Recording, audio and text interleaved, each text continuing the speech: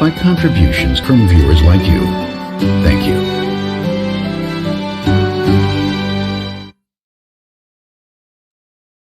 Hello, hello, hello! It is Friday! No, why do I keep saying Friday? I don't know. I do one stream on a Friday like 3 weeks ago, and now I think every Saturday stream is a Friday. It's Saturday night. I feel all right. Almost not as right as I should have been, because I printed this little guy off. The Humble Doge. Much wow. Many layer. I printed this guy off this week, and it reminds me. I had, at some point, many thousands of Dogecoin. Back when the meme was fresh and the race car was sponsored. I took my old computer and I started, you know, mining in the caves for the precious Dogecoin. And I accumulated, I think, 40,000 of them. I could have cashed them out this week. I think I would have made about 20,000 at its highest point. But I don't know where that hard drive is. It's a computer from 2014. I think the hard drive got flashed, reformatted. It might be my wife's computer now. But if it was that one, it's dead. So you live and learn. But we still have this guy. And if you want your own little Doge on its own little Dogecoin, you can visit our sponsor for the stream tonight, Thangs. I have a link below. If you want to print off your own little Doji, you go right there. I want to give a shout out to Thangs for sponsoring the stream tonight. Great community website for sharing and finding 3D models. Make sure you go there, download some Thangs, create some Thangs, share some Thangs on Thangs. F? What do you mean F? I'm seeing Fs. It's not. Don't be putting Fs. Oh, Fs for the Dogecoin. Don't spam F unless, like, my audio dies. You get me confused. Sorry to tell you, I just cashed out 14K in Doge about a week ago. But the problem was this week they went up to like 50 cents. And they were worth like 0.03 cents for like 8 years. So that's like somebody telling you, hey, hold on to this. It might be worth something in one day, but if you lose it, yeah, whatever. So, you live and learn. I'm surprised. I'm not actually miffed about it at all, because there's no way in hell I would still have them. I would have cashed them out at a cent each or something. So, anyways, we're going to continue the build tonight. We got a nice relaxing stream. We left off on the V1.8, the Toasty Boy. We got the bed frame installed, so that's moving. We got our carriages, we got the gantry. So today we're going to finish up the Z motion. So that would be the actual lead screws and the motors, and hopefully the X gantry itself. And we'll be wrapping that up tonight. Let's print a Coda coin. Let me see if Coda's here. Coda! No, he is not here. He's a German Shepherd, so I'm pretty sure you can find a German Shepherd model. It's like the value of the suit. I had at some point, I think, 2 shiny Charizards. If I remember my grade 6 Pokemon card collection. I had 2 shiny Charizards, and I think they were first editions. Those are worth a lot of money.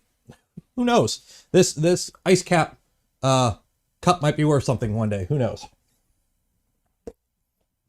So, we're going to continue on the build tonight. Let me pull it up here. Omar, thank you for becoming a member. So, we left off at putting everything on, and we've done that. Ken, I'm not going to build your kit. It's sitting outside my door. I got it all boxed up. I got to bring it back to you. I'm not going to build your printer. You got to build your own Voron. You don't buy Vorons, you build Vorons. So yeah, so we have those all installed, tweak the position of the rod. So I actually kind of cheated. We had this installed last stream. I actually took it all out. I forgot when I installed the bearings, I didn't have them orientated correctly. For those unfamiliar, you're supposed to have your bearings orientated in like an X pattern, not like, I've gone through it many times, but there's a certain way you're supposed to orientate your bearings for the rod. So that way, when it's being pushed on a direction, it's contacting 2 bearings instead of 1 bearing trace. So I fixed those. I played around with the alignment. It moves pretty good now. So we're all good there. How did I fix the binding, Zed? So what I ended up doing, I pulled it all out and I made sure everything was orientated correctly and I put it all back together. And then it's just a matter of making sure your rods are in the correct positions, loosening everything up, and then just kind of moving everything around and tightening stuff as you go.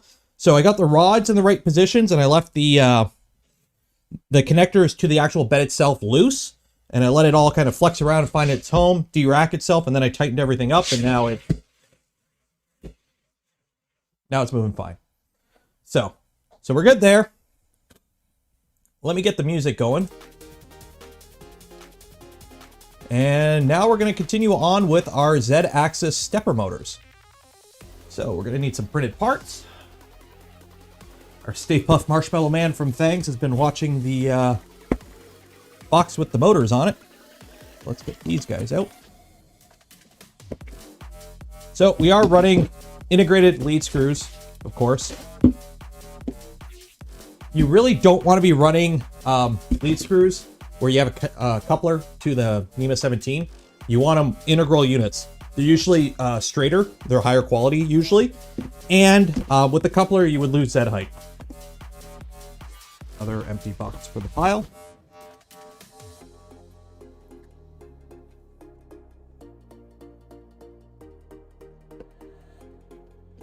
And we're going to need some more printed parts.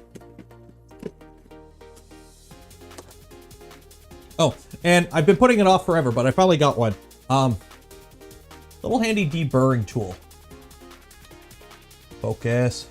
Focus. There you go. Go buy one of these. You can get these dirt cheap on Amazon. They're meant for metal, but they're great if you print with a brim, because you can just go around the outside and just kind of clean off any gunk or excess that you need to get rid of. So you basically, it's really super simple. What you would do is you take it and you just go around the outside. It works better on softer plastics. PLA is actually not great on. ABS, it works amazing. And you just roll it around the edge to take any excess elephant foot or smudged plastic or a brim. Works great on that. Put the doge up here.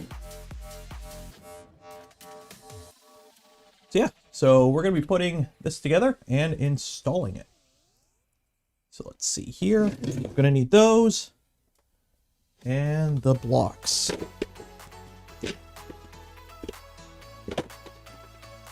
Hey, I have a right number of these.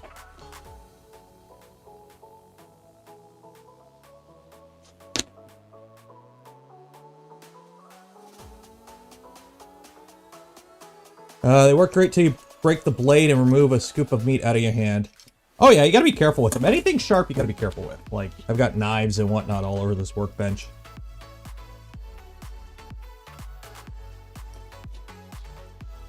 So I'm hoping today that we get most of the mechanicals done, so that next week we can move on to wiring. So for those unfamiliar, we are changing it up from the original planned out variant. I was going to use this pre-made wiring loom from Fermio Labs. So this is a pre-made wiring loom with high quality wire. I was going to use this for this. Now this is for a 250. But I decided that I'm going to make my own loom because I'm going to save this guy for my 250 because I'm going to put a spider in there when I get it to test out and whatnot. So we're going to have a stream where I make wires. Now, that's going to be super boring. So I'm hoping that I can piggyback it. And by piggyback it, I mean, I do have an Anycubic Photon resin printer coming in from Banggood. And it's taking its sweet time. My tracking, I don't know if a Canada Post tracking is just broken right now, but it's on its way. I don't know when it's going to show up. I just know it left China. So I'm hoping that comes in maybe this week. And if it comes in this week, what time am I looking for? M312. There we go. When it comes in, the plan is it's a resin printer. It takes like 20 minutes to set up. And then once it's printing, you don't do anything and you can't see anything while it's doing its thing. So if it comes in this week, the plan will be next Friday will kind of be I'm going to make a wiring loom while a resin printer does a resin printer thing. So that way we can kind of do two birds with one stone. Because watching me crimp wires for 3 hours is fun as, you know, is just lit AF, as the kiddies say. You guys have watched me sort screws on stream before, so yeah. But anyways, this will at least give some bit of variety. So we'll get the resin printer going, and then while it's doing resin stuff, I can make a wiring loom. So we'll mix it up. Mono X. No, it is just the Mono 2K. It's like the $250 one. I don't have that much YouTuber clout to get a Mono X. I wish I did, but I don't.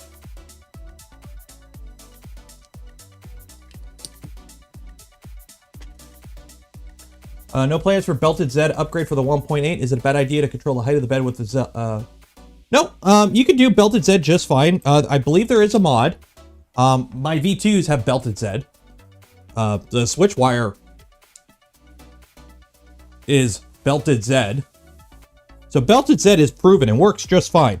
I do want the little bit more robustness that lead screws offer on this one in particular because we're going for high chamber temps.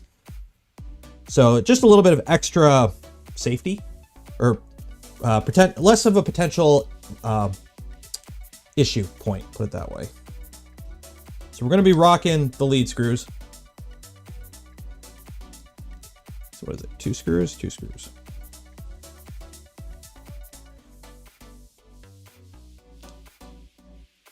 And for those unfamiliar, I try to build my Voron stock, at least at first, because a lot of people use my streams to help build them. So if I start putting on funky non-spec stuff, it can kind of ruin it for some people. Or it might confuse people.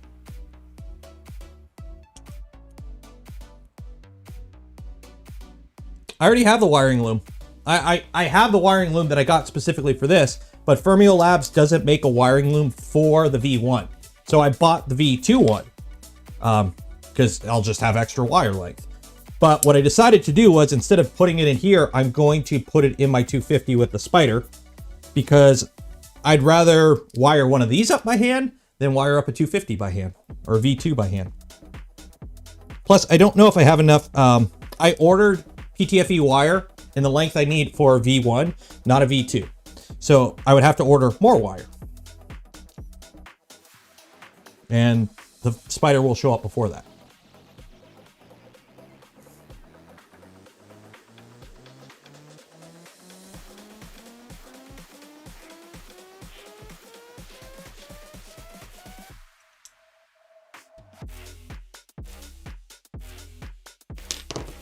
Okay, so we got those.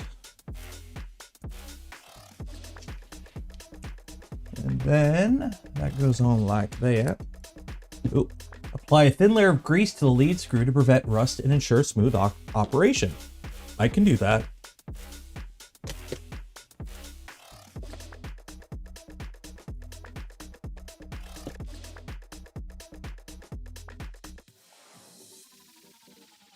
Where are my gloves at?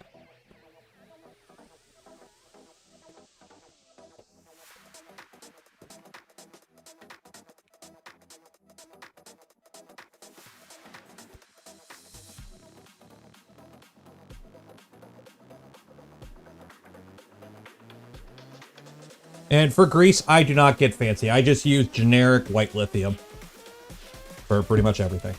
It works good enough.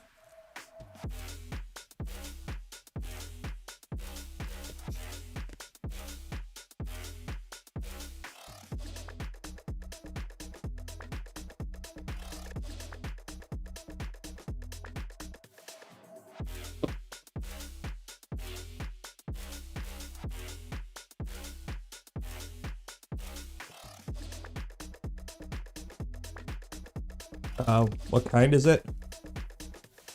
It's this kind. I don't know. Mobile 1 synthetic grease. NGLI 1.5. I don't know. It's grease. It works. I've had it for years. It's my generic go-to. I need a grease for greasing stuff.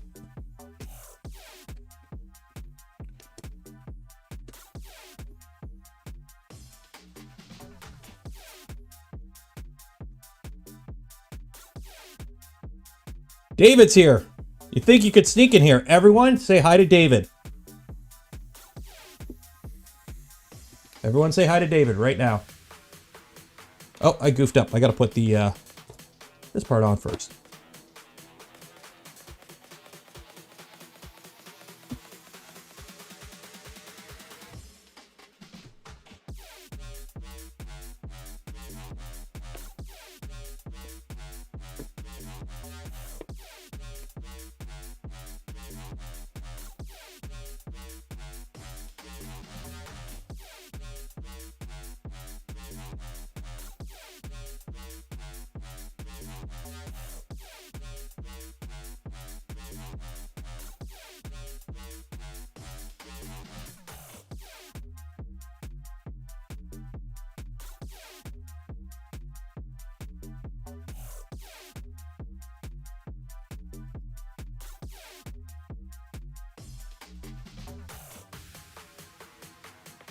What do I think about the LDO rails? I'm using the LDO rails right now, and they're just fine.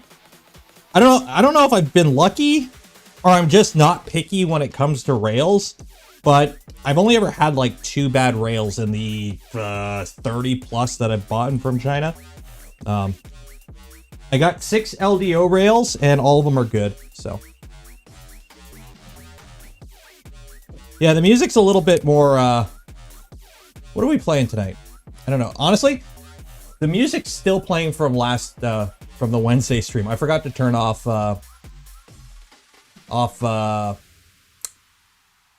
Spotify. So we still got the Stream Beats house music going right now.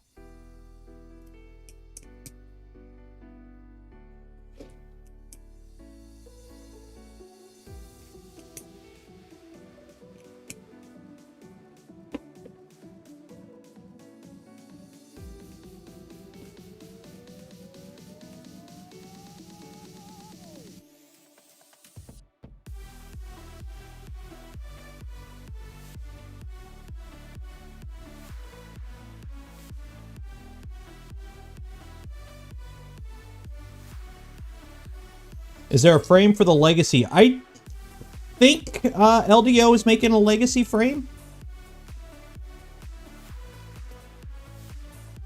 I'm not 100% sure.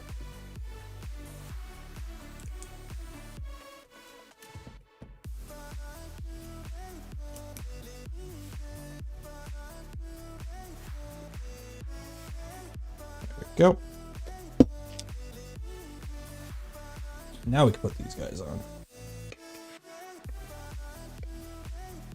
And they go on with the nut portion down. They go on like this.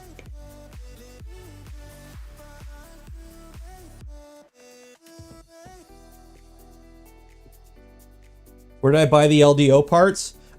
These ones were shipped to me directly by LDO. If you are in Canada, Sparta 3D carries LDO. If you're in Yankee Doodle America land, Printed Solid, which David is the head honcho there, they'll hook you up with LDO there. I can never remember who carries it in Europe, because I think a few of them do. If you are on the Voron Discord and you go to the LDO page, they have a page there under the vendors. They have a listing, a pinned listing of all the their storefronts, who carries them.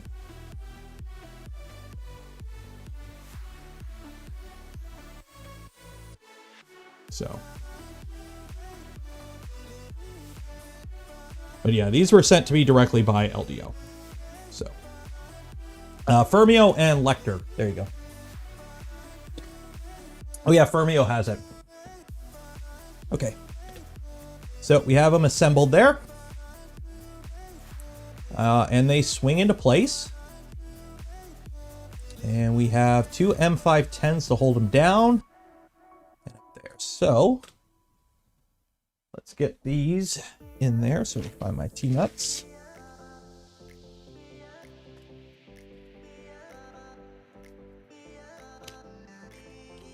Where's LDO base? They are over in China somewhere. I don't know if it's Shenzhen or...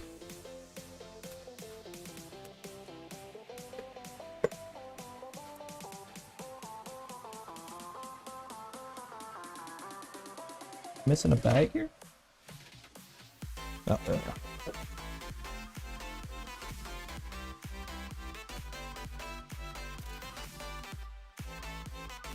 Yeah, if you live in a country where LDO is not available, I think they can kind of work something out. I'm not 100% sure, but I think they can do something for you. But please don't quote me on that. I don't know for sure. And then let's get our handy dandy Sparta 3D helper box. Hold the bed up, just so it's at a kind of a work height while I do this.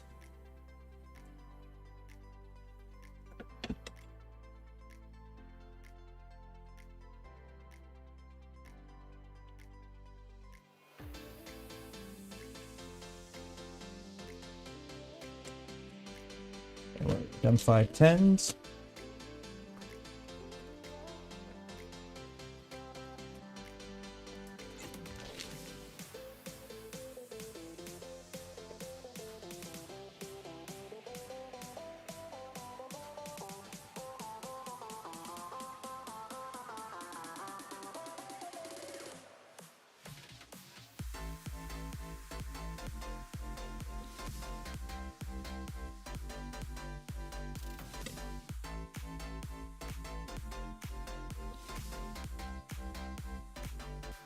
Yeah, the roll-in nuts.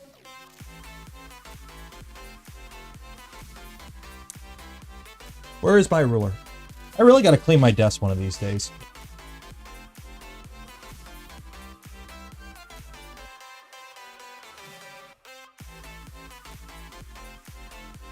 And then when you put it in, it's just centered. It doesn't have to be anything fancy. You just center it.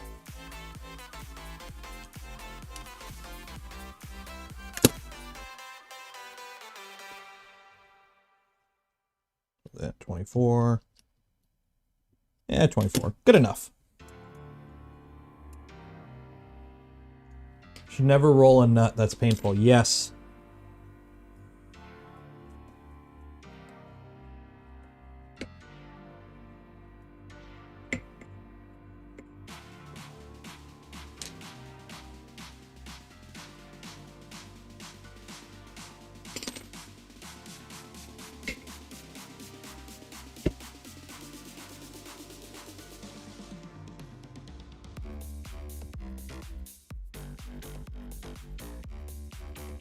SKR 2.0. I don't think anyone has them in hand yet.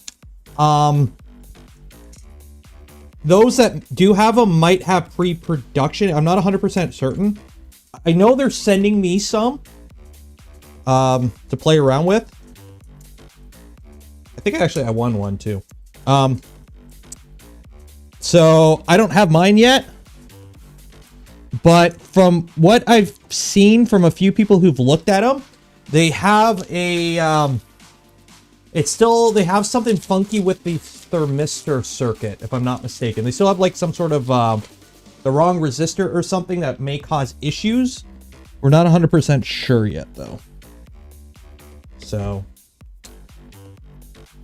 but from the looks of things, if the spider seems to be okay, because on paper it's good, but nobody has a production unit on hand of the spider to confirm.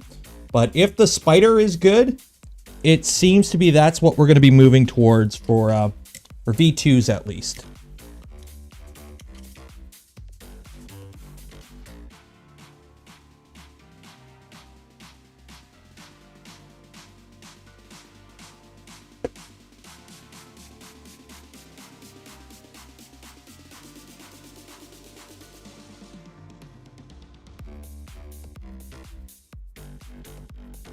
Yeah, Lulzbot. When I first got into 3D printing, I was looking at a Lulzbot Mini. And I'm like, how the heck is this much money? And I ended up getting a Monoprice Select Mini. My wife bought it for me for Christmas. And I was like, just how the heck is it that much money? And then I got into Vorons and I'm like, okay, now how the heck is a Lulzbot that much money? And then the company went bankrupt or something. And now it's back. But it's a different... It's not the same Lulzbot, if I'm not mistaken. Like it's the resurrected corpse of Lulzbot or something.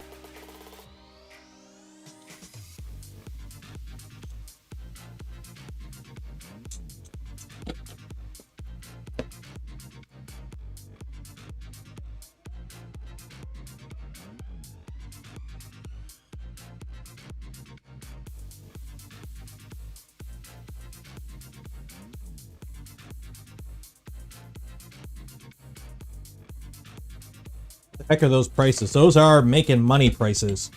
Those are we sell to commercials and schools prices.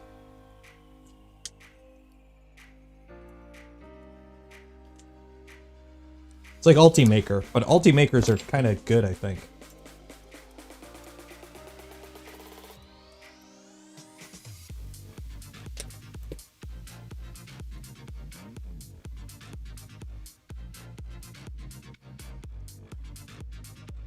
Any Dragon updates? Lawyers lawyering. I don't know.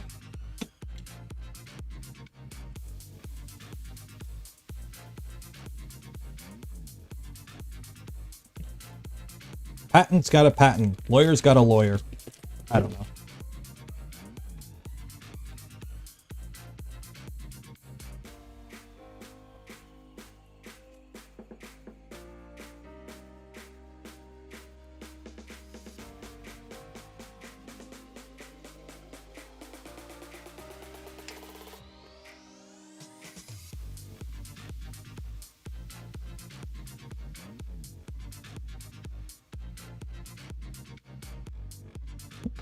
there. Schools get discount. You got to remember too, like a lot of those are priced higher because they also come with support, if I'm not mistaken. So that kind of makes sense to charge a bit more because of certifications and whatnot. Like for example, an Ender 3, you probably won't find too many schools or companies that are willing to run an Ender 3 kind of as is. Due to like safety issues, and it's not certified, and warranties, etc. So you're more likely to see the Ultimakers, maybe Prusas too, in those environments.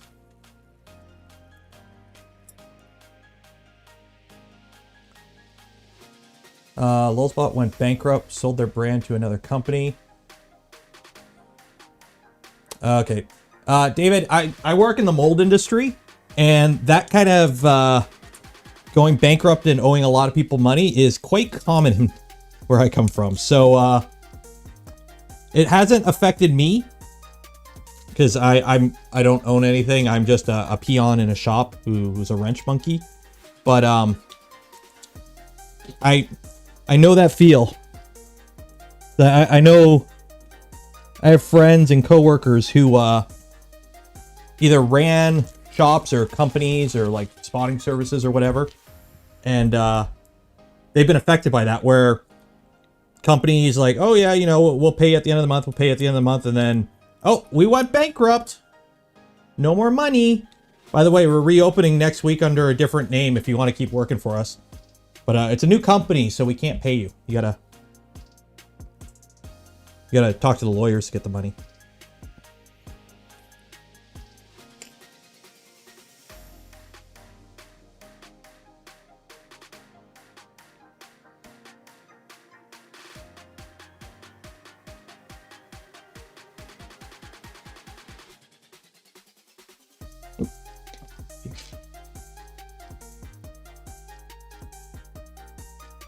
How good are the pocket watch with respect to a BMG clone? I've run my pocket watches with Triangle Labs gears in them, but I don't know. I've switched to using LGXs. I like the LGX because you're buying it for the gears. You're not running a BMG clone. You just need the gears out of it, and the gears have actually come down quite a bit. So it might be worth looking into getting like legit gears now, but depends.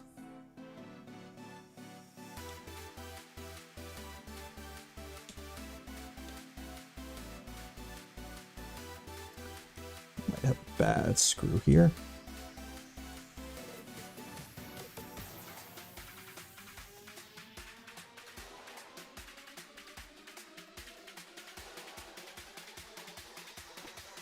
Why don't you want to go in?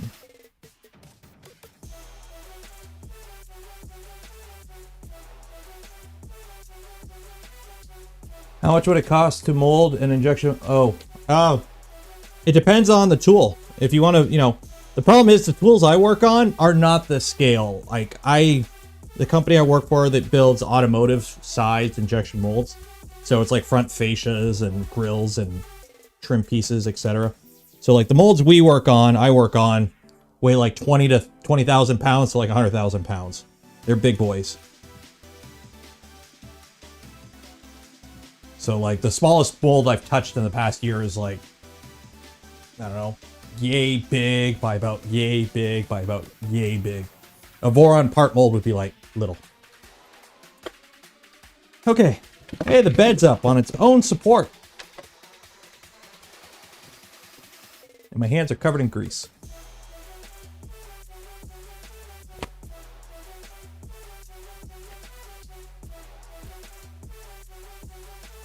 Last injection mold you had made was around 8,500 US. For a small mold, that makes sense. For a front fascia tool, like the tool that pumps out your front bumper, well, it's not your bumper, it's the plastic part that goes in front of your bumper. That's why it's called a fascia, but everyone just calls it a bumper. You're looking like $1 million American for it. But companies want prices cheaper. So.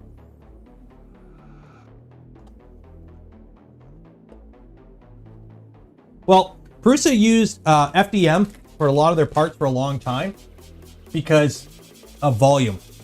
Depending on how much you want to make, how quickly, it may not be worth spooling up an injection mold, right? Because it takes time to build the mold. You need press time, so you need to have a press running to shoot the part. And depending on your part, you might not need it, right? If you're only making like 300 parts, it might just be worth it to print them. Now with Prusa too, it's also a marketing thing, right? All Prusas are printed or are built out of printed parts printed on Prusas. It's kind of like how Voron and Printed Forward. The only way to join Printed Forward as like somebody on the Printed Forward team printing parts for people who want to build Vorons is you have to print the PIF parts on a Voron. Like you can't use any other printer to print Voron parts for PIF. It's for Vorons on Vorons. So. Oh, a set of molds for all the parts? I have no idea. I'm on the floor. I'm the guy on the floor. I don't do the cost estimations and all that. Lost my scale again.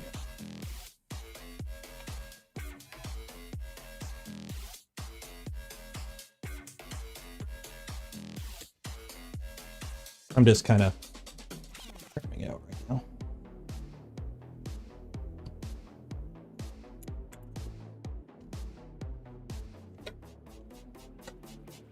There we go. Okay.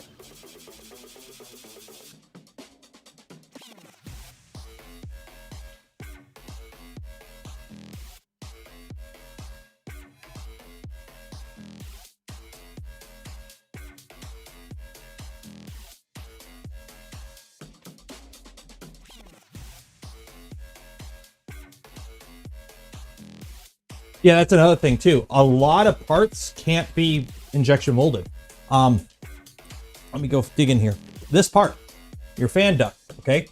Trying to injection mold your fan duct here with the actual ducts in it would be an absolute nightmare to make an FDM or an injection molding compatible variant of this part. You would have to redesign the whole thing, or most likely do it 2 pieces and then use like an ultrasonic weld to put it together.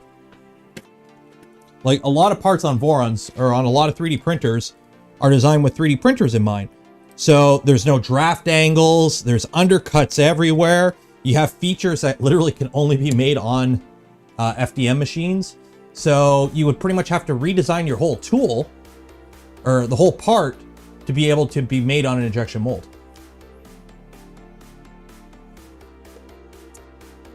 Do the 6 round bearings need to be clean? No, the bearings are usually okay. Like if you're referring to like the 625 RSs or whatever, they're usually okay. You shouldn't really have to clean those. And no, I don't water cool. Unless you're doing peak or ultim, there's really no point in water cooling in my opinion. If you're having issues with your hot end, staying cool at those temperatures with the materials you're printing at those temperatures, you can probably get around that with more likely just going to a better designed hot end or better fan ducting. Okay. Gantry time. So we're going to be building this part now. So. What do I have here? Oh. Pick out the gantry parts.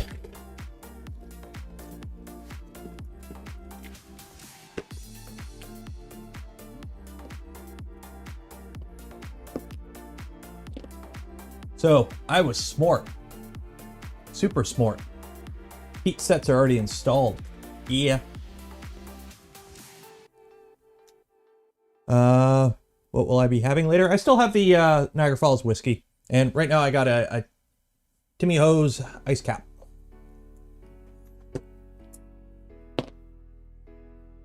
Yeah, LGX, the Bondtech guys, they have their process down for making stuff pretty good. Okay, so. These are your XY joints. If you've built a V2, they are pretty much the same, just upside down. Bearing stacks abound, like always. I am not going to be using this. See this GT2 20 tooth? I am using a bearing stack. I won't be using a GT2 22 Thidler. I'm going to use a bearing stack because personally I like bearing stacks more than 2 Thidlers. They don't blow up as often. They tend to be a little bit more robust. And frankly, the tooth issue is not that big of an issue if you don't over tighten your belts.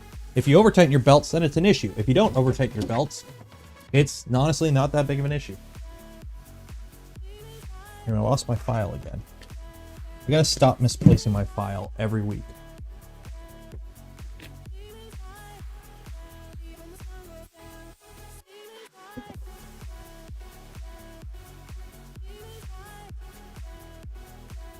On my bench. I know it's on my bench somewhere.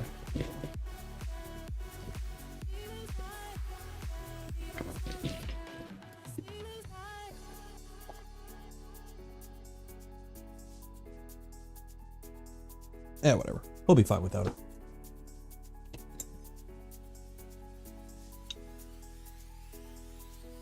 Actually, I think I already filed these. Where's the best place to source the belts? Depending where you are in the world, AliExpress, Triangle Lab Store sells Gates belts. A lot of places sell G2 or 2GT Gates belts now. So pretty much any 3D printer store.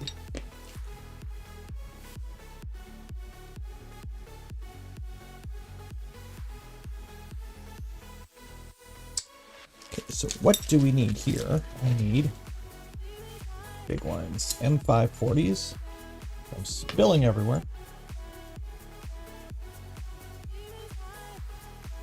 Some bearings and washers. Washers.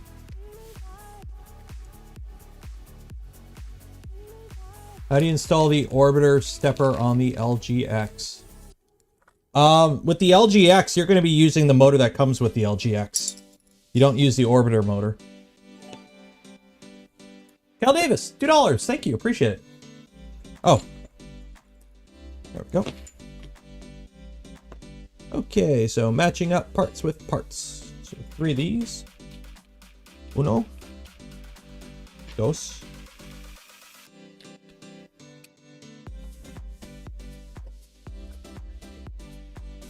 Tres. Good old bearing stack.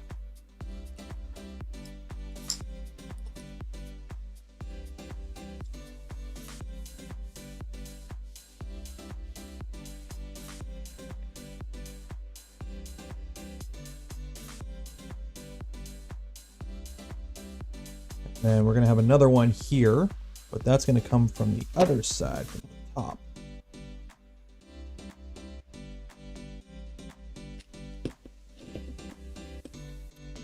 So, I'm going to need more washer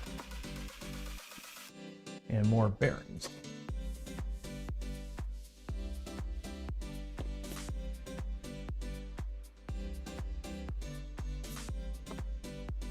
Now I have more bearings. Where are my more bearings? More bearings, where are you?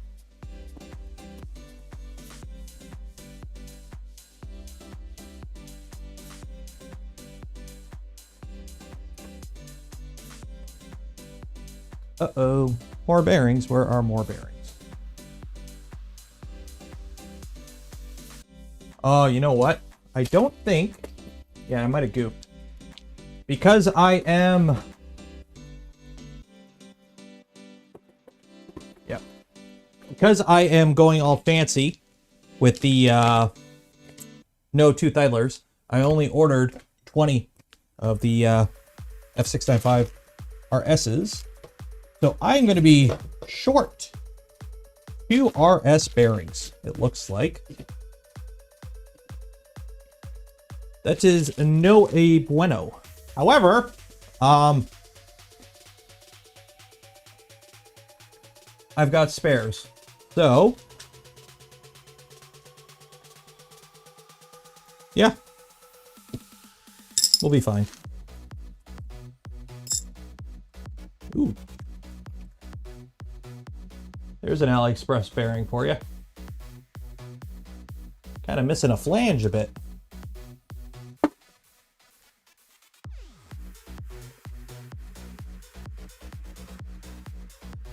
Oh well. Okay, so we got that. M530.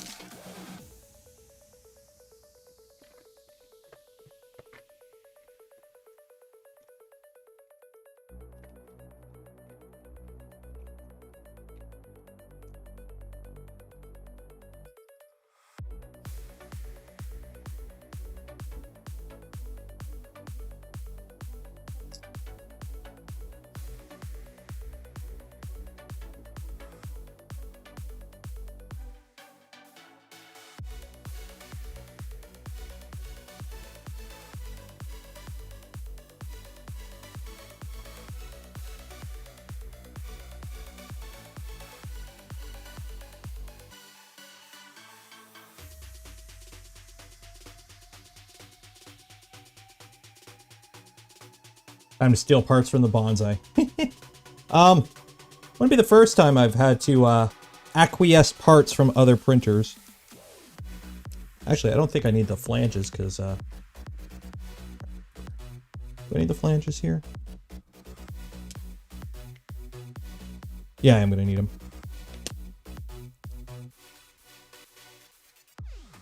Yeah.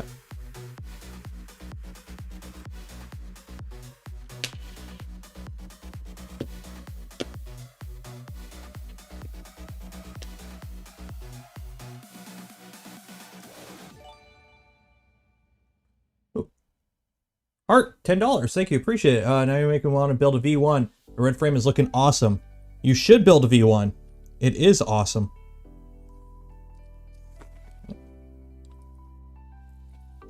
God dang it. Ever tell you guys I love bearing stacks? I just love bearing stacks. Actually, they work amazing. It's just they have a tendency to go flying everywhere during assembly.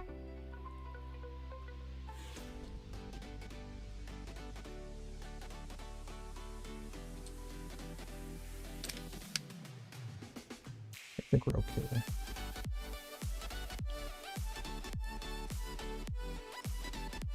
There we go. Penguin's ears. Hello. Okay,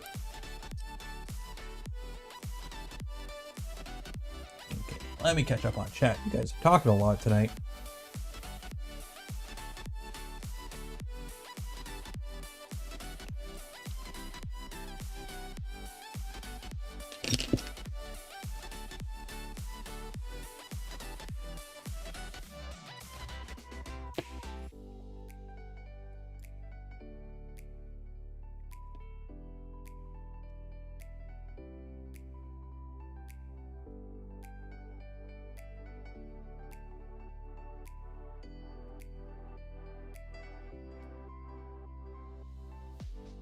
Okay, so we've got our hex nuts on the top here. Now this one right here for this bearing stack, or would be the 20 tooth, don't reef on it too tight because this screw only screws into plastic.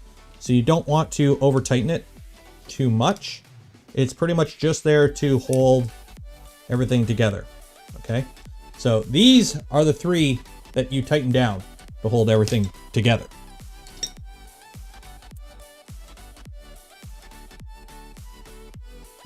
Push those down a bit.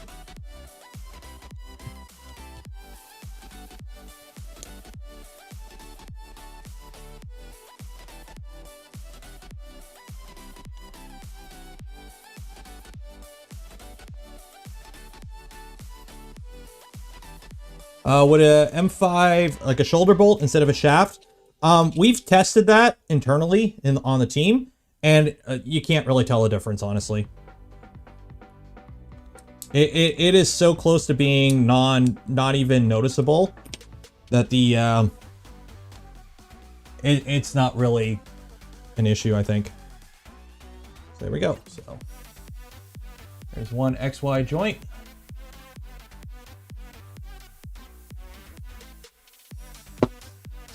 And now we do the second one.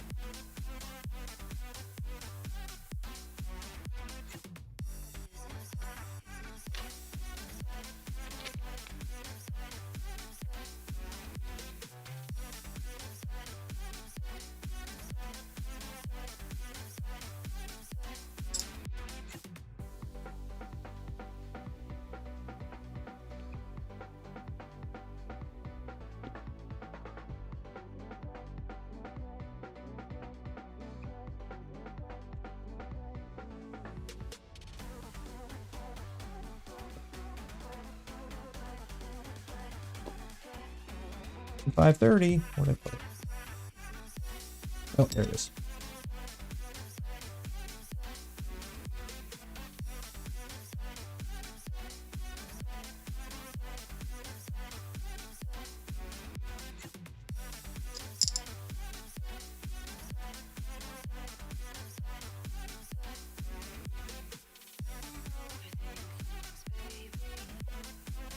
Correct, Andrew. Once the belts are tight, they pretty much just sit where they're at.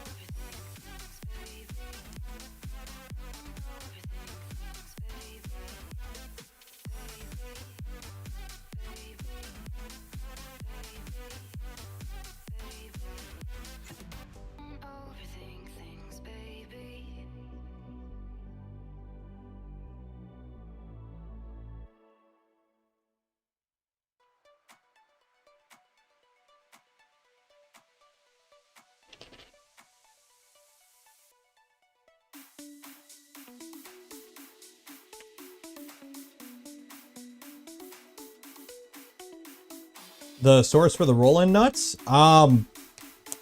AliExpress.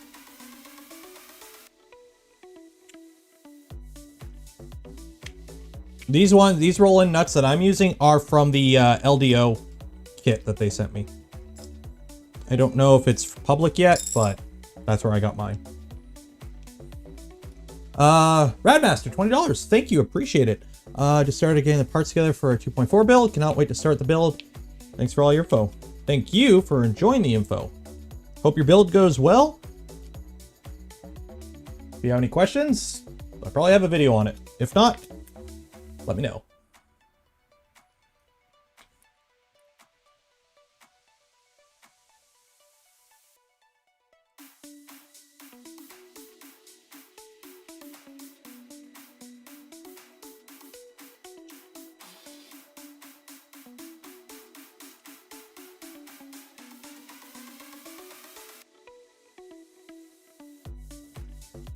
No, this is going to be a stock toolhead. The only difference will be I will have an LGX instead of the afterburner.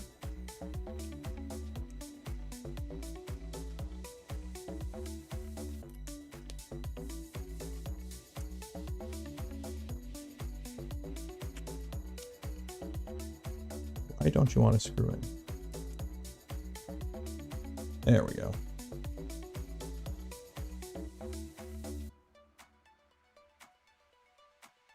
Okay, and there is the second one.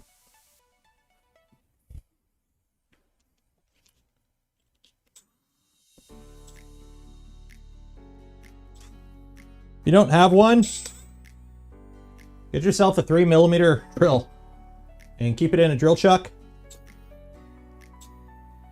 Anytime. It's always better to just clear them out quickly. Especially on when you're locating stuff with them. Do I plan on updating the V0? I will at some point. So I'm going to be quite busy for a bit. Stream-wise. We got to build this. Spider. V0 upgrade. A resin printer stuff. CNC stuff down the line. I don't know. I have a list somewhere. So it will come at some point.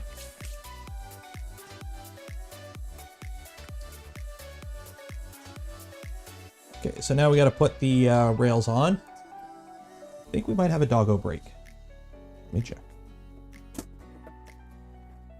Nope. Never mind. That was not the dog. So I'm going to need the last long extrusion I have, which is this one, because this one would go and yeah, that one's too long. And I'm going to need some rails. My hands are going to get covered in grease again.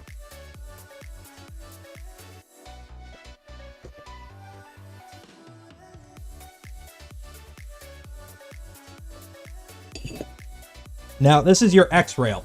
So with your X rail, you're going to want to use your two best rails, essentially.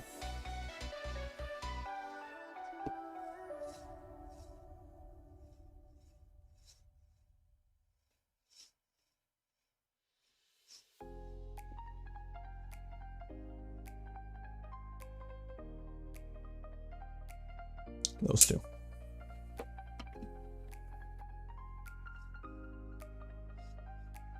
Yeah, those two will work. Where are my guides? Hope you didn't throw these out. You're still going to need them.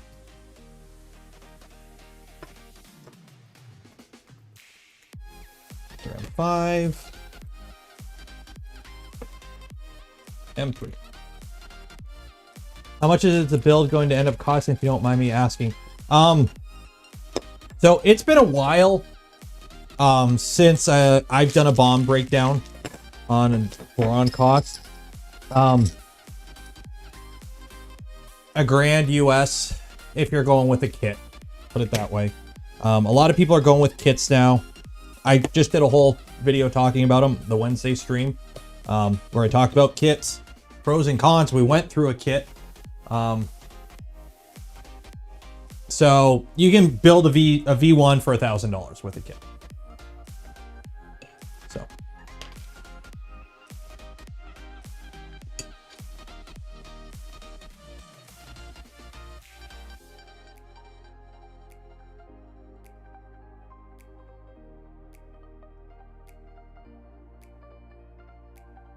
Actually. So when it comes to the rail guide, by the way, you install one rail with the guide and then you use your X carriage to center the other one. So you're going to want a rail on the front and the bottom. So use it to line the top rail. And that will be the one facing towards you. And then the bottom one, you kind of use your X carriage to put that on. So, yeah. There we go. We'll go with that. There we go.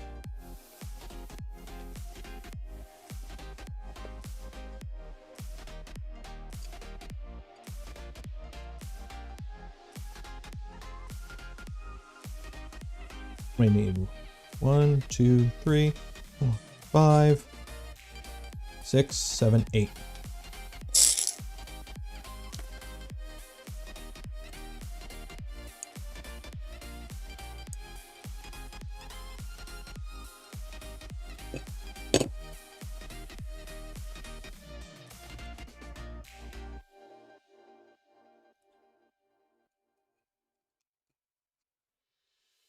Yeah, that's true, photo. Fortunately, I do not have the time to build a whole Voron from scratch right now. You know, that's exactly what I'm doing. 5. It's, I don't have the time to do another one. Plus, I don't have any parts printed for it. I used to keep a box of V2 parts on hand just to have. 1, 2, 3, 4, 5, 6, 7, 8. And then ended up throwing it out because I'm at the point now where I have extra printers, so I don't worry about something going down and not having a spare because I have printers.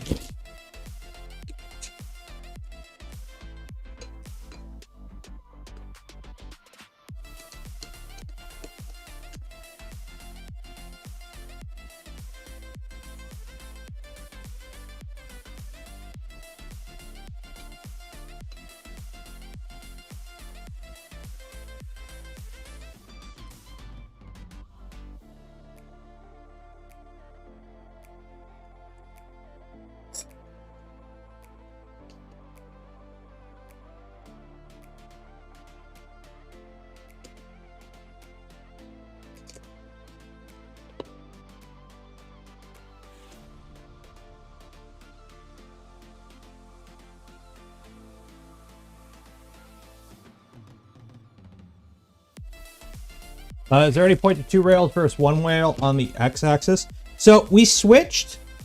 With the previous revisions, it was only 1 X rail, okay? But when we switched over to having a direct feed toolhead, we went with 2 rails, simply for the fact that with MGM 9 and China rails, it's just a little bit more rigidity.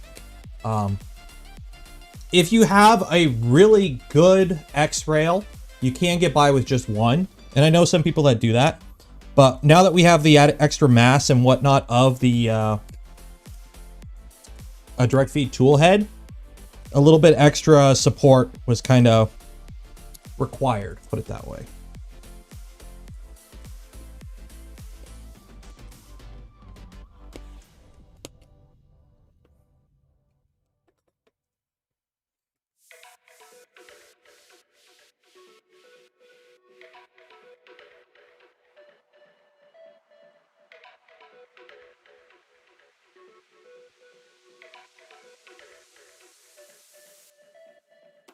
Why not start them on the rail and then slide T-nuts? Yeah, you could do that. I've always just done it this way.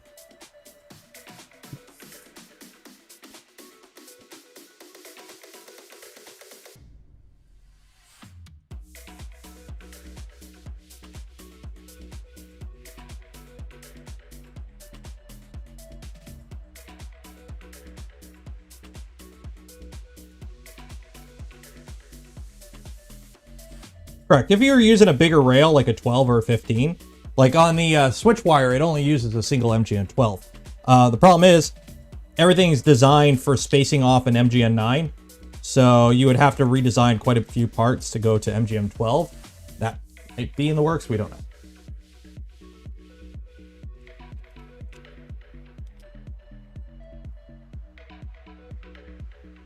This is a 1.8 build, and it's current revision.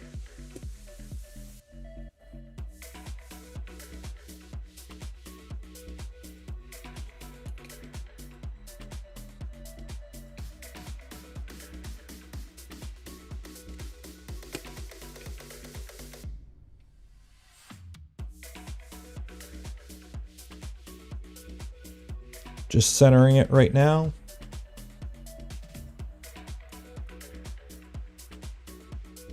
Yeah, that's good.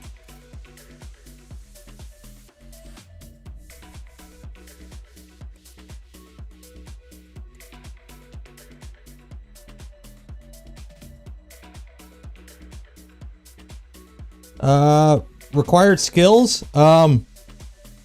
There are some people on the Voron Discord that really did not think they would build a Voron, and they got it built. Honestly, it's not that hard of a build. The individual steps are relatively simple. The only real daunting part of building a Voron is the electrical and the wiring, if you've never done that before. That's usually the part most people get hung up on. The assembly manual itself is relatively good. Plus, other than the legacy, there is live builds of every model on my YouTube channel. So make sure you're subscribed, smash that button down there that everyone tells you to smash. I don't know, like the smash button. Ring the bell. Yada, yada, yada. YouTuber stuff.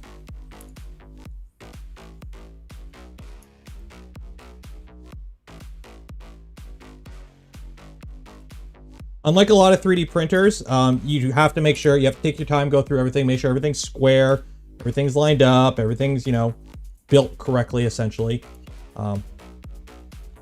If you try to cut corners and skip steps, you're gonna have a bad time.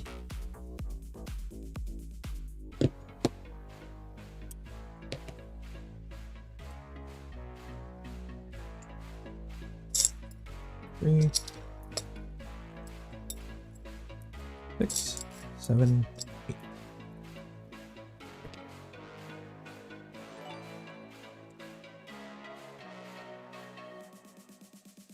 Just sub, man. Thanks. Hope I have enough courage after a few streams. You'll be fine. And thank you for the €5. Euro, right? Euro. Yeah. Appreciate it. For those that don't know, I try to say it every stream when I remember. Anyone who donates to the stream, becomes a channel member, subs to the Patreon or whatever, all that goes pretty much directly into helping the videos, the content I create, the things I do. This isn't my job yet, but all your support helps make all this possible, because I wouldn't be where we're at today, doing the things I'm doing today, and planning stuff without you guys. So you're all awesome.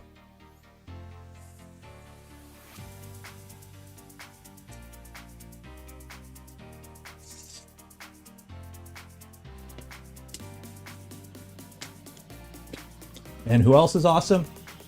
Tonight's sponsor, Thangs. So if you're looking for a site to share your 3D models, looking for 3D models to print, not even print, they also support other formats other than STLs. So if you want to support a full assembly file with exploded views on the website itself, you can do that with Thangs. Plus, they're rolling out new features all the time. So it's a growing community. You should definitely check them out.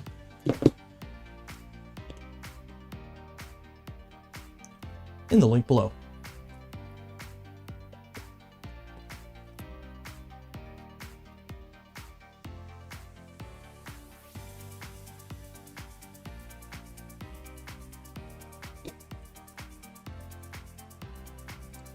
Any more thoughts on a supporter stream? Okay, yeah, so I am going to be doing a members only stream at some point.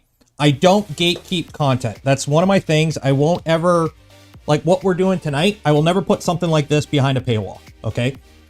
Same with videos. Anything that's educational or, you know, benefits the community, I will not put behind a paywall. That's just what I do. However, because somehow I have a decent amount of supporters, you guys are all awesome, and I'm blown away every time I check that stuff. I am going to try and do a members only stream in the future. Hopefully next month, in May sometime, because May is 1 year since I started doing the streams, and I consider that like the 1 year anniversary of launching the channel. You know, my YouTube channel is from 2006. And if you go back far enough, I think I have World of Warcraft videos on there from original vanilla World of Warcraft. But anyways, it's been about a year since I've actually made this a thing. So, yeah, I'm going to try and do a members only stream. I might just turn the camera on and we just shoot the shit for an hour or two. We'll see. What am I drinking? Well, right now I have an ice cap.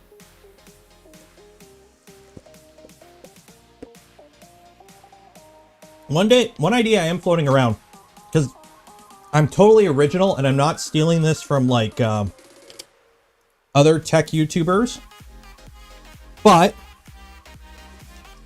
if I were to set up like an email or just post something on Twitter, which if you're not following me on Twitter, at 3DP Nero. Yes, I know it's Nero 3DP, but on Twitter it's at 3DP Nero. Because Twitter decided to make it backwards for some reason, or I filled it out backwards. I can't remember. I set it up at like 2 in the morning. Anyways,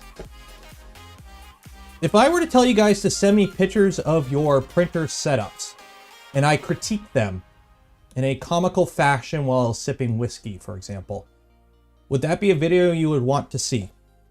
I know it's a totally original idea, and I know, you know, computer YouTubers totally don't already do that where they critique other people's, you know, computer setups.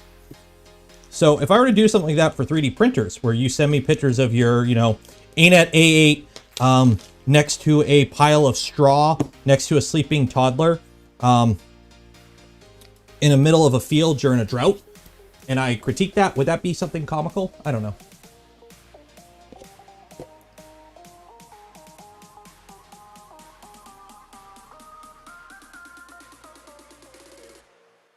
Not constrained to Voron, just anything. Any 3D printing setup. So if you want to send me a picture of like the printer you built using like screws from Home Depot and a threaded rod as your lead screws, yes. And if you submit anything, I will like, it'll be comical because I'll overplay it obviously. Okay.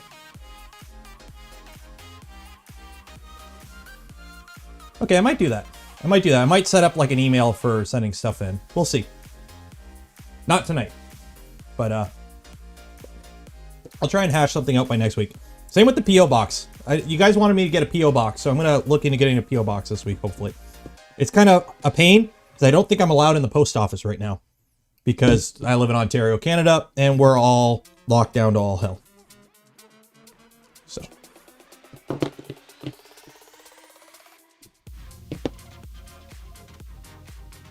Okay, so I need 2 more M5.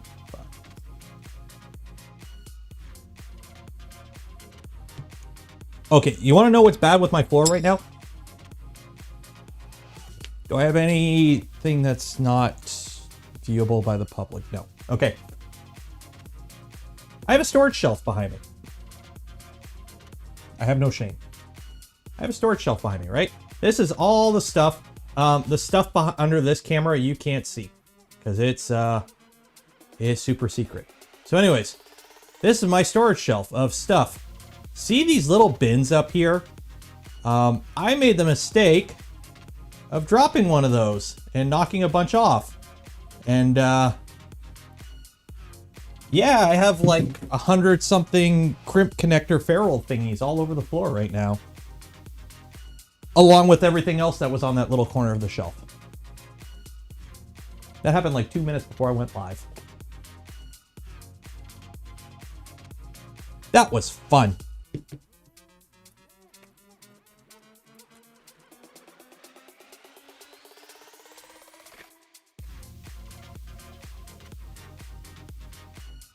Any filament storage solutions yet? No, like right now I just got some bins under here. I might just, once the lockdown ends, CA Ontario, I might just go buy some like outdoor plastic storage bins and just weather seal them up and throw some desiccant packs in them or something.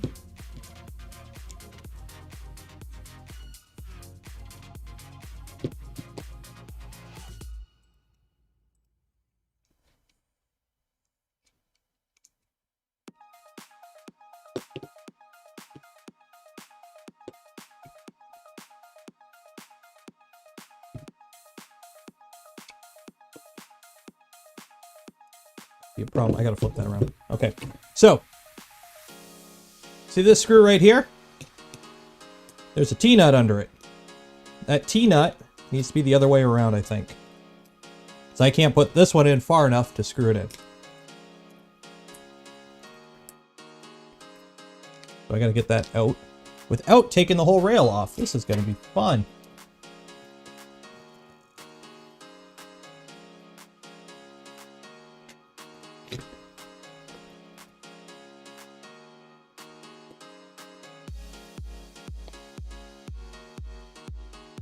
There we go. Okay, you can go in that way now.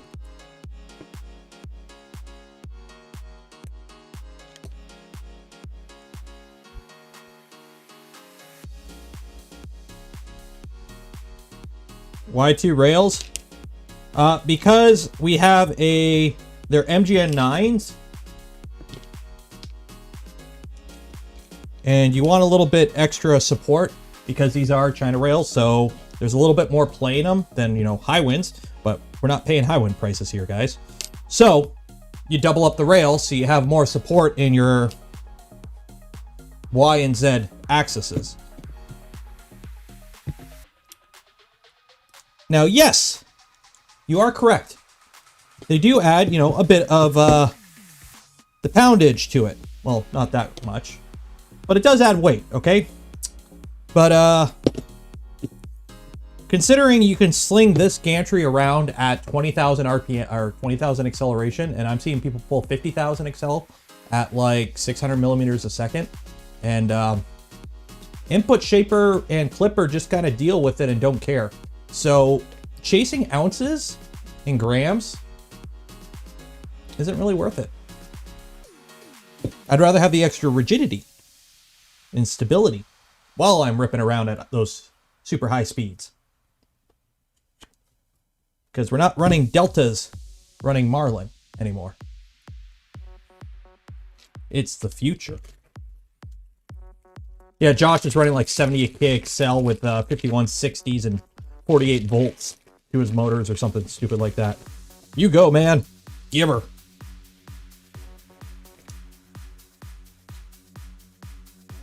Like, heck, what do we pull on the Ender? I think the stock Ender, I flashed clipper on it, and we were getting like 6-7 Excel, KXL, and like 300 millimeters a second. It was handling it just fine.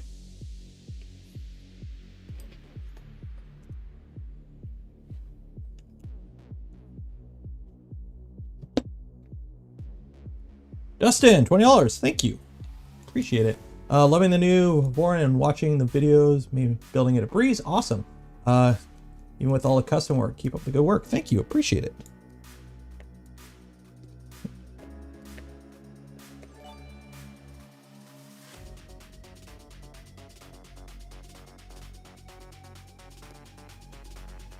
Oh, he's running NEMA 23, so jeez.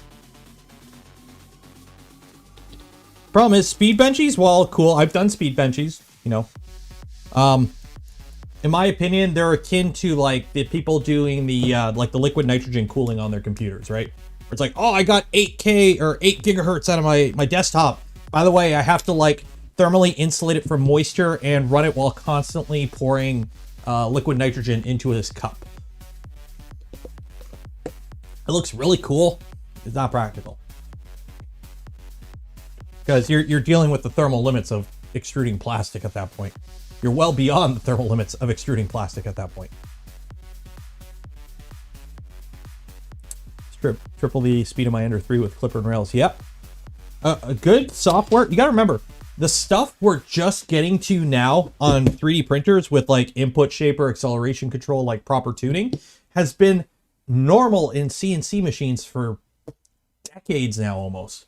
CNC machines have toolhead load indicators that automatically adjust speed for the amount of load on the toolhead. That's just normal. They just do it.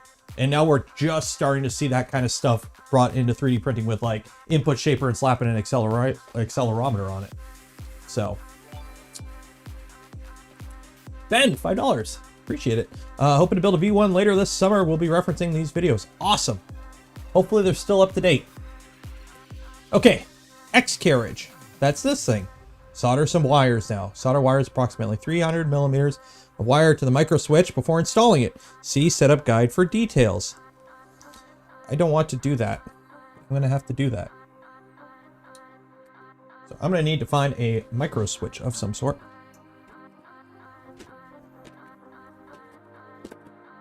Because this is the first well, no, the switch wire, but I'm so used to Hall effects. I forgot this doesn't use Hall effects. Do I have end stops? Oh my god, do I actually have end stops? That would be good to have checked before going live tonight.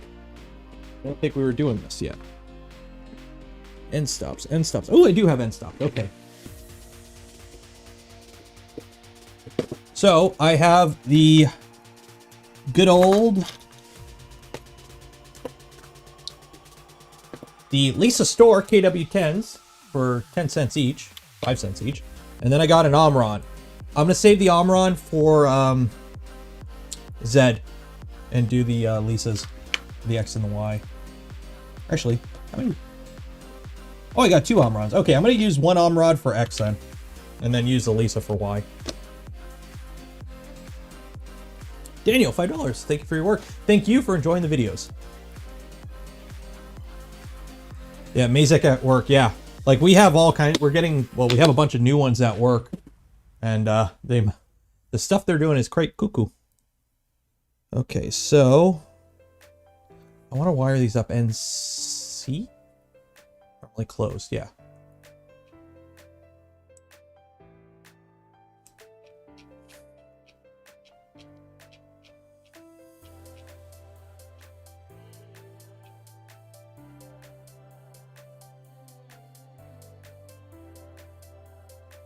Check here. I think it's NC. Yeah, NC I think is the go-to.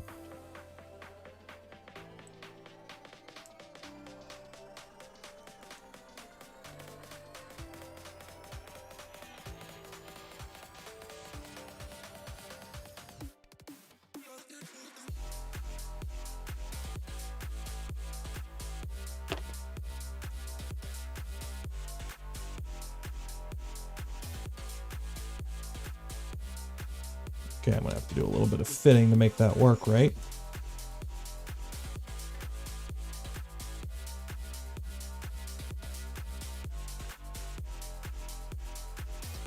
A little triangle file is your friend.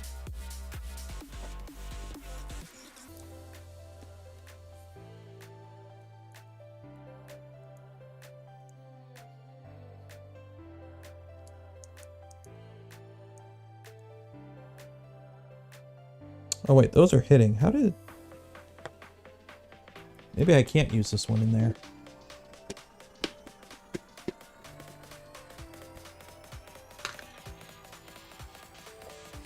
How's that supposed to go fit in there?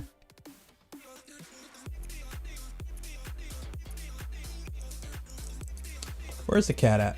Do I have the cat up?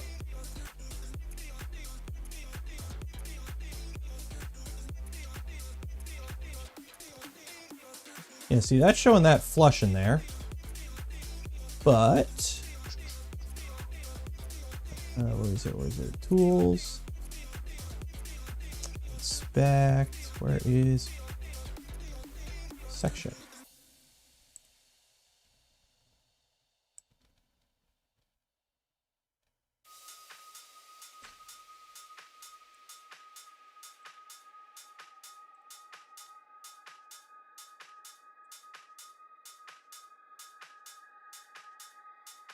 Not an angle. I don't want an angle.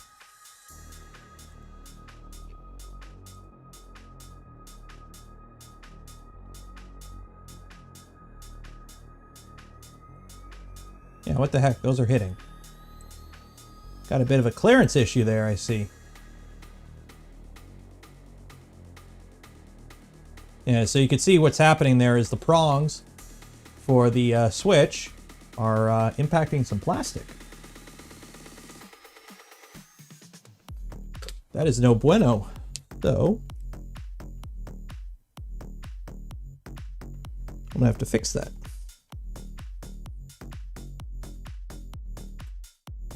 Unless I'm missing something.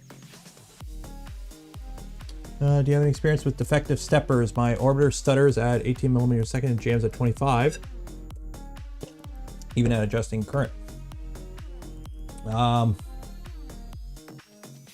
The actual extruder, like, are you telling it to extrude plastic at 18 millimeters a second?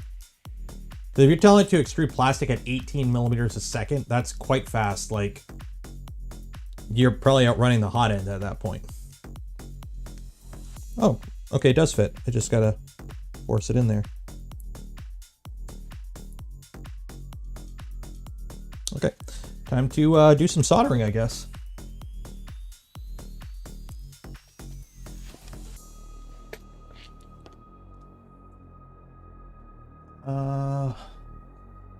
TS100.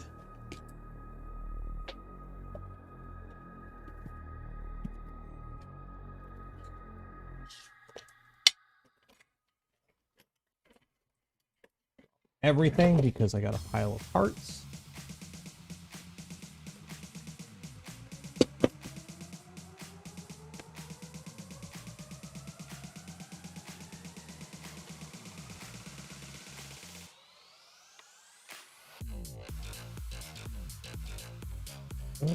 Power. One of these is power. That's power.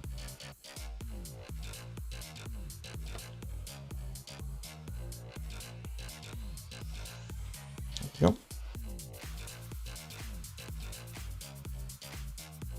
Okay, so I need some wire. So I'm gonna use just some silicone wire for this. I'm not gonna get fancy.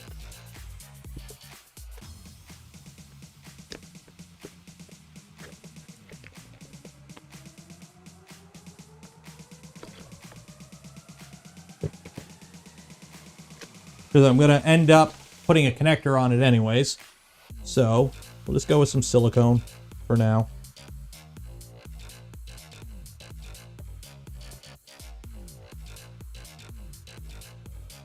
Yeah, the TS100 is the only one I use now.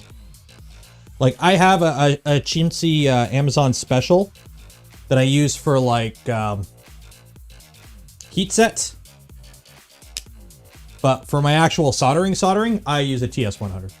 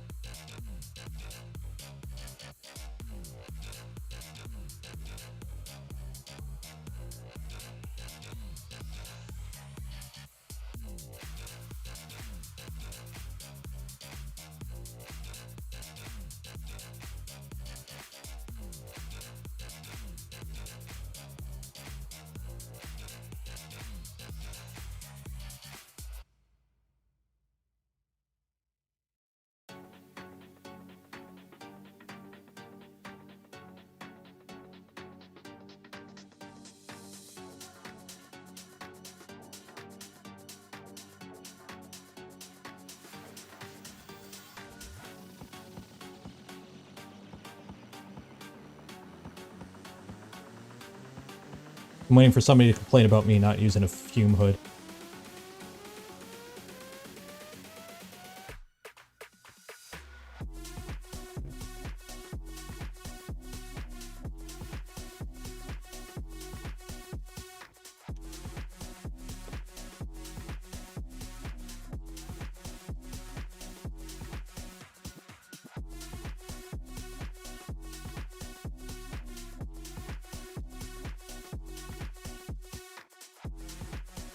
Lead free? Oh, hell no. We're using the good old 6337. The good stuff that actually works properly. I'm sorry, I hate lead free solder.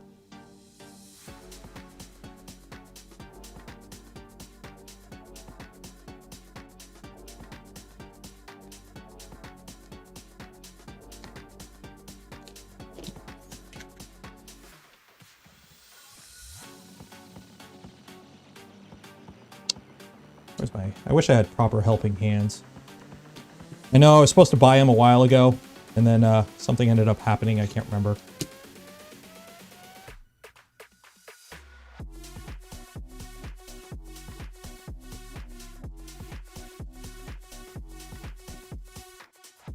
Yeah, in the EU, I know it's hard to get, but I don't know. There's a... I don't know. Here in good old free loving North America, you can get what you want. At least here in Canada, you can.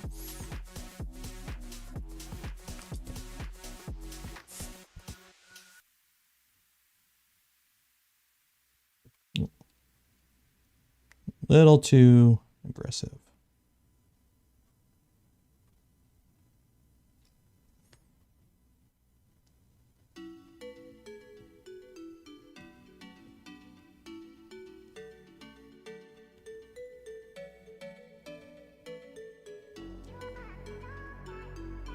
Dang it. Connect.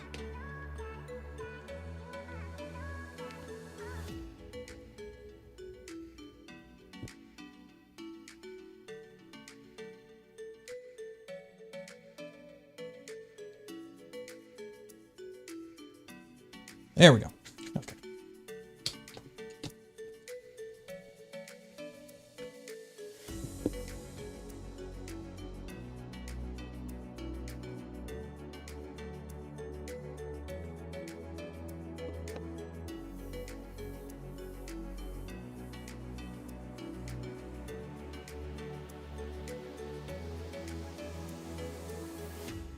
Mr. Squishy, thank you. Appreciate that. Yeah, I don't think heat shrink will fit, so I'm not going to try putting heat shrink in there. Plus, there's nothing in there for it to contact off of, and it's low voltage. It's an end stop switch, so I don't think having a wire come loose. The worst that'll happen is your home won't work.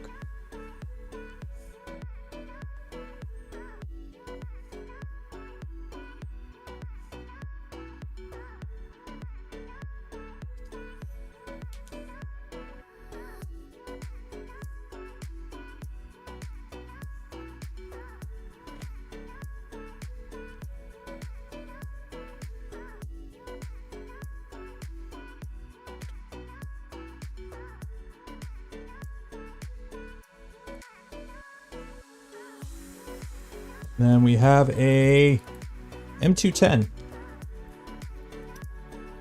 Those guys earlier.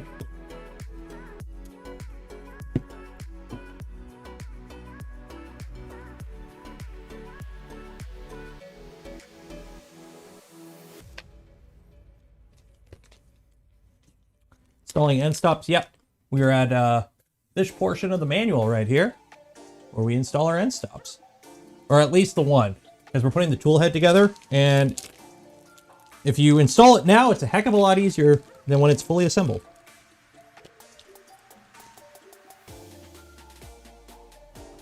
Making life a little bit easier on it.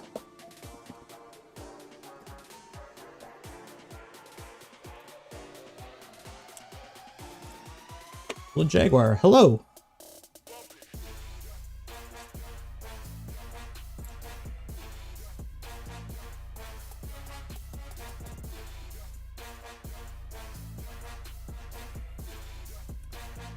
We do have a little M2 self-tapping screw.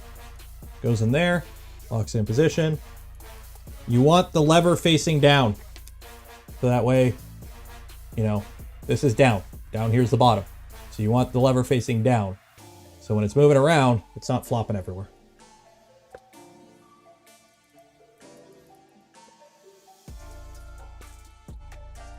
You can use sensorless homing if you want to. It is Core XY, which you have to be careful when you're setting up your sensorless. It can be an issue. It's a little, usually it's a little bit more finicky. It's sensitive, put it that way.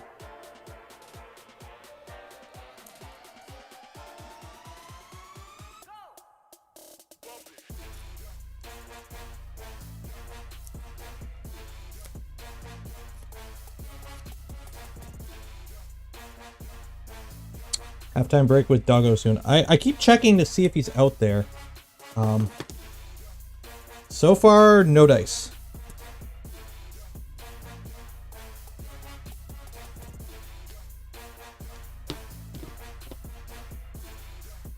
Okay, so we're going to put some M3 nuts in, and then we're going to bolt together with some M3 30s, and we're going to have this little rocker piece in the middle.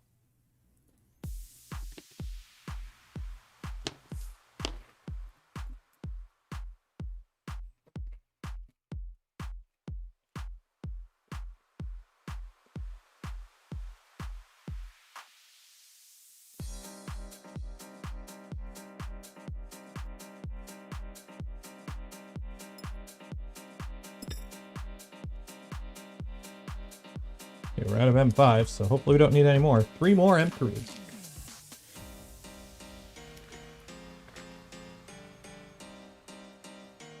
Honestly, even if sensorless homing worked perfectly, I like my, you know, actual hard limit homing. I like having an actual switch. Whether Hall effect, inductive, whatever. I just prefer having an actual something instead of just slamming the gantry into something and, oh, the motor detected it. I know it works fine in some use cases. It's just, I don't trust it. I don't know what the term is.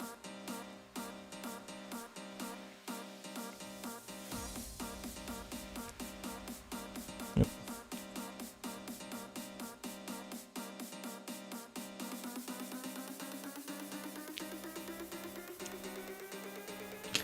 Okay, and the 330s. Yes, the red extrusions are awesome. And that is LDO for you. They make good shit.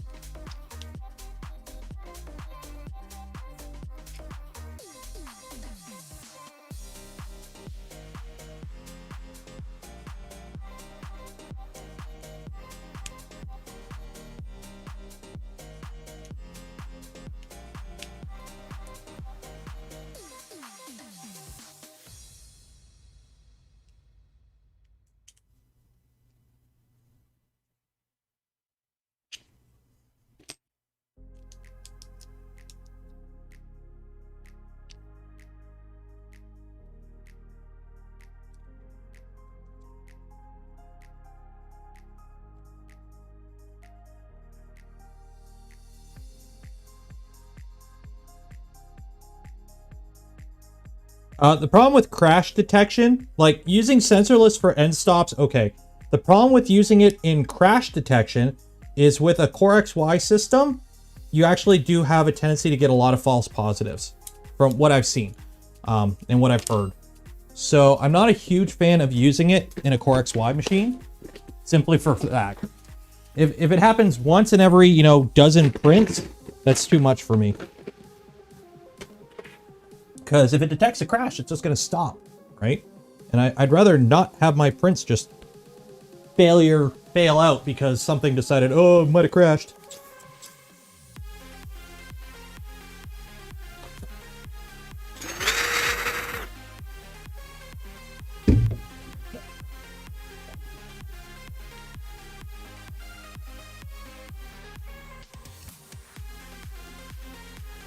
This is, by the way, your little pivot point right here. This kind of, if you have any misalignment issues between your two rails, the fact that this can pivot a little bit kind of soaks that up. The original tool head for Afterburner did not have that. So actually the one in V2.26 still has the rigid tool head. So it works fine without it. It's just, this was kind of added to give you a little bit extra oh no's in case you needed it. And usually you tighten it down once everything's in. That's that, that's that.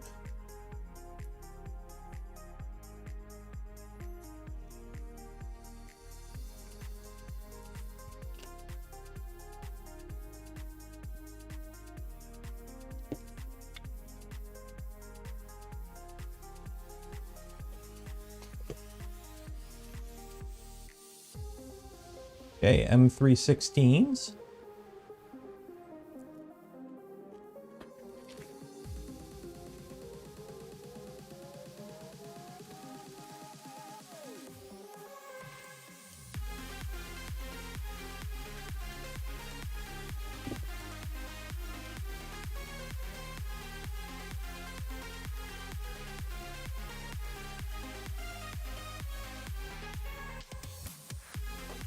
Now these ones right here, these two screws I'm putting in right here, these are for indexing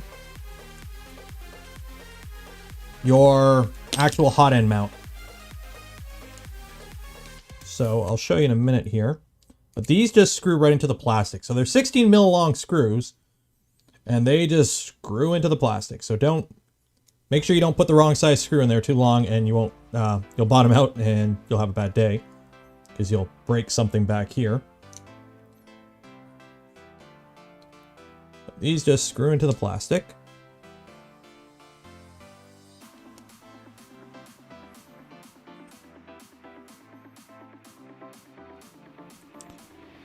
And it says leave out 3 millimeters of thread, but you can adjust that later, because basically what happens is, hey look, we have a tool head right here. So here's your tool head, and to install it, it basically indexes off those, and voila, that is how you mount your tool head. And then your fans go over it in the top and yada yada yada. So these are your indexing points for locating it, and then you have these little tabs on the bottom here to keep it from falling out essentially, and then screws go through and bolt it all in.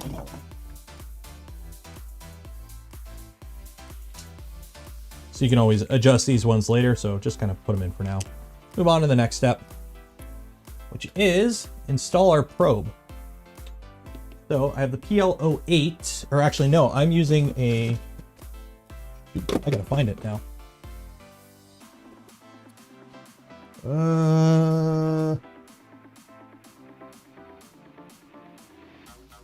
Where did I put it?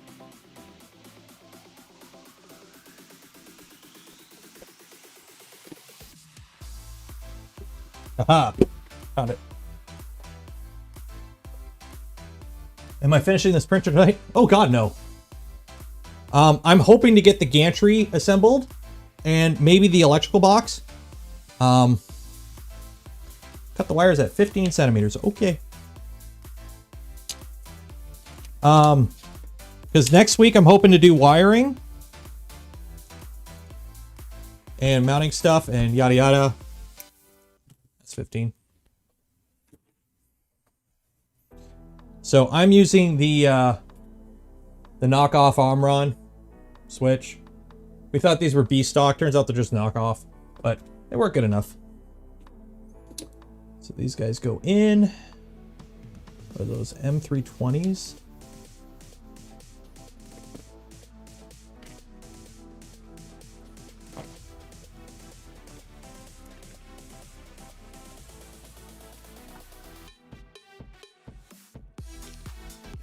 Any pre-assembled printers compared to the Voron? The closest you would probably find to an off-the-shelf printer that fits into the same like category as a Voron, so Core XY with, you know, fancy features. You're probably looking at the R3D Dataless. Would be the closest thing to a Voron type class of printer. It's Core XY. It's got all kinds of fun bells and whistles. And it comes pre-assembled. So that would probably be the closest thing to a pre-built Voron that you could probably find. Okay, it says M320. Oh, these are too short. I gotta use longer. Because this is a bigger probe. I think I gotta go with 25s. Do I have 25s? I do have 25s, I think. Yeah, Monoprice Select Mini. Get a Monoprice Select Mini. That's the closest off-the-shelf comparison to a Voron.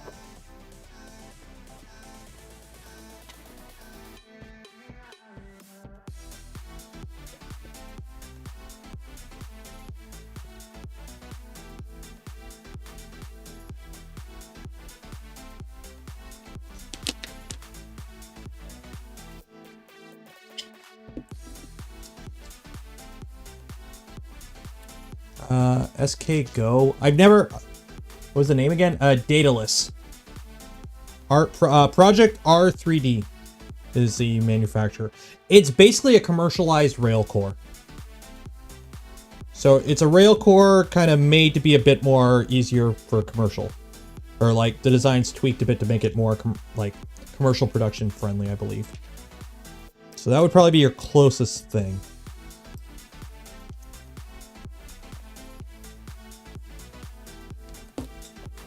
A little.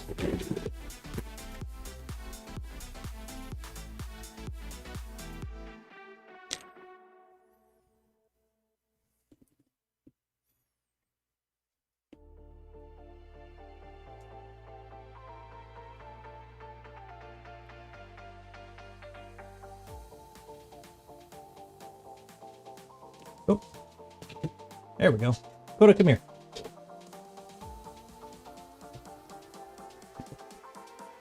Gotta set up the camera here.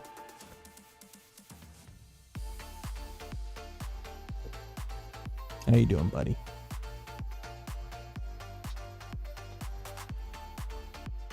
What's this? Hey, Koda, what's this? Oh. Hmm? Oh. What scratches? You are stinky. You need a bath.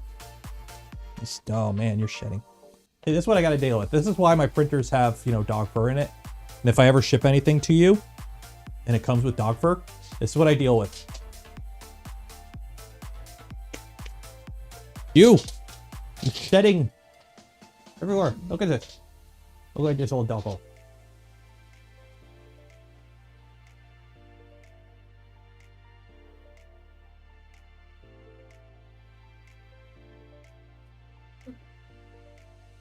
You stink. You need a bath. Oh my. Okay, you're getting enough dog hair in here. There's already enough dog hair on my printers.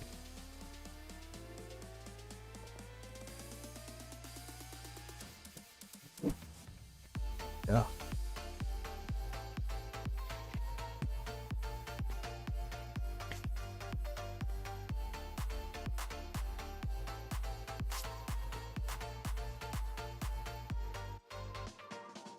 $85 for doggo treats. Thank you. He's spoiled. He's a mama's boy.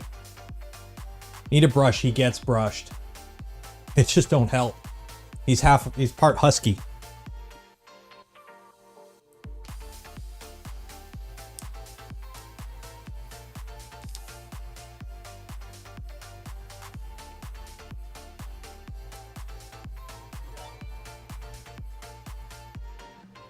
The shedding, pretty much. It's, you just live with it. Mom comes over. You need to use the vacuum. We did.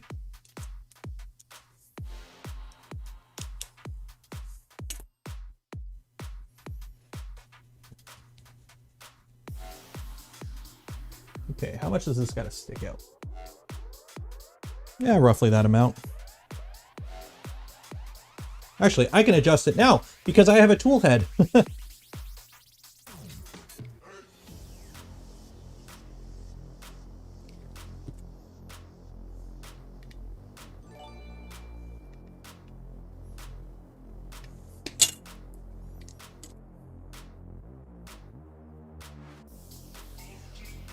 Duff, $6.99 for Doggo. Thank you, appreciate it.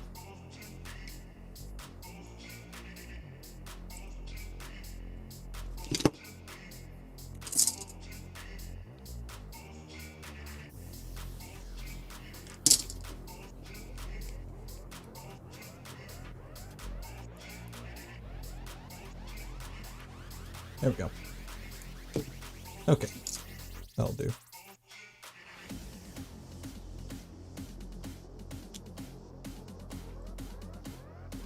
No heat reflective tape. Actually, I have some. I should put some on just in case.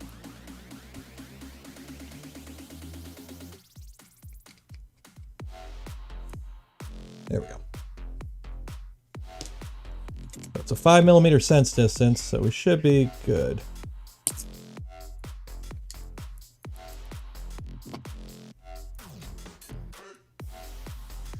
So I'm gonna drop it just a little bit more, just because I'm paranoid. Usually I like about 3mm. That's kind of like my go-to. So a 5mm probe, 3mm above the nozzle.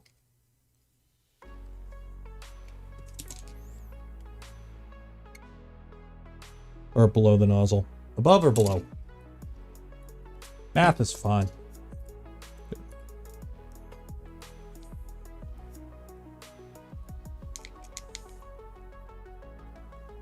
No, reflective tape. Let me go find it. I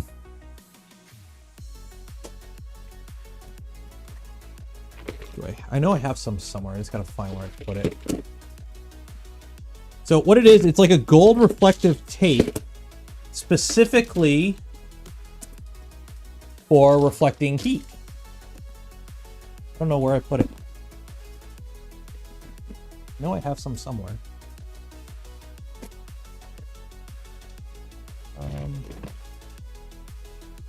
I'm gonna have to dig for it. I can put it on later.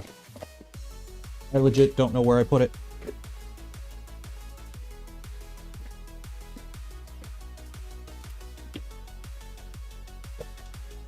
I'm gonna knock something else over. Yep. Yeah, I don't know where I put it. But what it looks like, it's literally gold tape. It's like, watched any NASA stuff or whatever, that gold reflective tape they, or well, it's not tape, but the gold reflective stuff they put on everything for heat reflection. What you do is you put it over like the front of your probe here, and it kind of helps it so from not melting, essentially.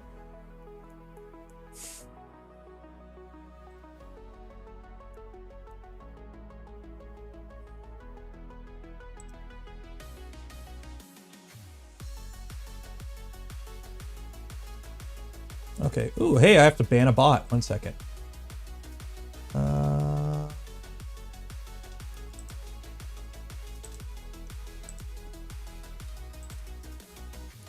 There we go. I had to ban a bot. You guys didn't see that, but I had a bot pop up, but it like caught it. Okay. Not Captain. It's not Captain. I have some in one of these printers. I can't remember which one.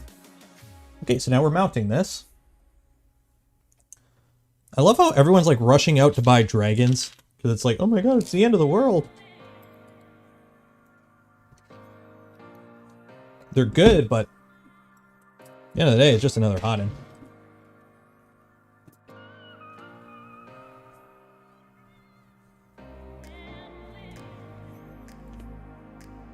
So, essentially how it works is when you go to put it on,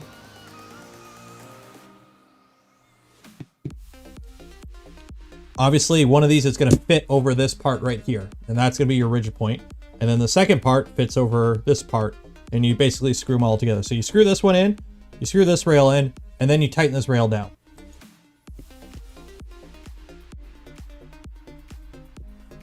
And you try not to get your wires caught in everything.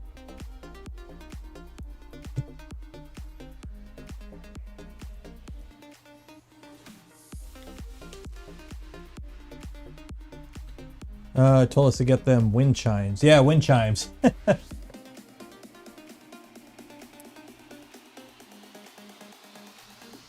What size screws do I need here? M38.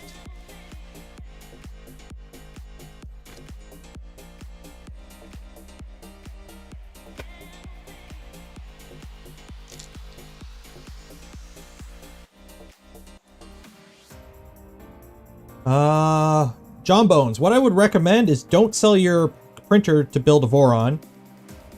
Keep your printer as a backup printer and to print your Voron parts. Because with 3D printers, 1 is none and 2 is 1.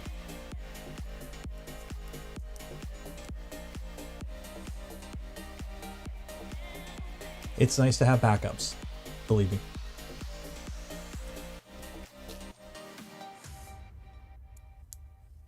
I want to build a switch wire. Then go forth and build a switch wire.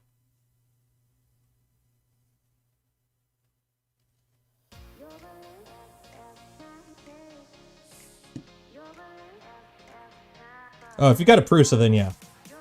The problem is I don't know. I don't like the idea of selling modded printers simply because they are a potential hazard. The last thing you want to do is sell a modified printer to somebody and that burn their house down. And then there's like, well, you sold somebody a modded printer. So.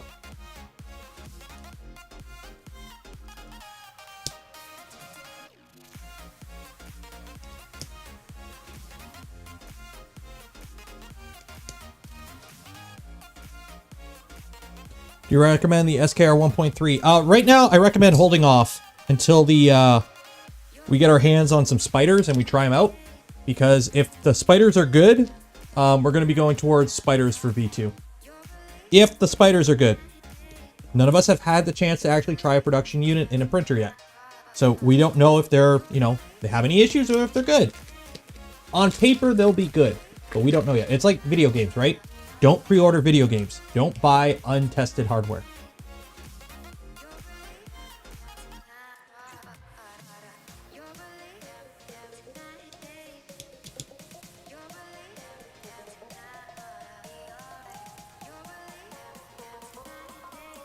Physek Spider. Physek is coming out with a controller board. It's STM F32 based or LPC, I can't remember. But it's a single board with 8 stepper drivers. It has a built-in buck converter basically, so you can power a Raspberry Pi off of the board itself. So you don't need a separate power supply for your Raspberry Pi anymore. They came up with the board, brought the design to the Voron design team. The people on the team who know what they're looking at when it comes to electronics, I am not one of those people, took a look at it, made some suggestions, and now they're bringing that to market essentially.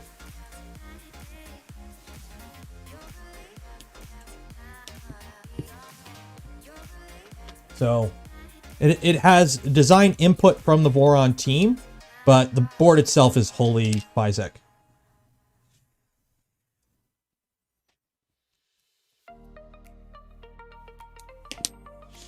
Oh yeah. That is rock solid.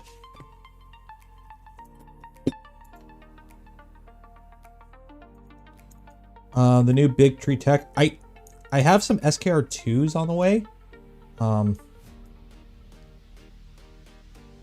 Here's the thing, you gotta understand, a lot of the time with these boards, you'll see one vendor come out with a board, and then all of a sudden they all make the board, okay? Mello came out with that RepRap firmware board, the E3 RepRap firmware, which I'm running in my Ender 3, which, little shout out to that board. If you like RepRap firmware, or you are looking for a single board solution that gives you Wi-Fi accessibility with a web interface to your 3D printer, and you're running an Ender 3 or equivalent printer, the Mello RepRap firmware flyboard is a great little board. It drops right in. You can get a little touchscreen with it too. It's a great board, but that came out and like a month later, Big Tree Tech has a variant of it essentially. So a lot of times you'll see one company makes the board and then everyone makes the board because they put the files on the GitHub and they all get made in the same factory anyways. So. Yeah, I know Big Tree Tech is working on a equivalent board to the Spider, but we don't know anything about it. Okay, click.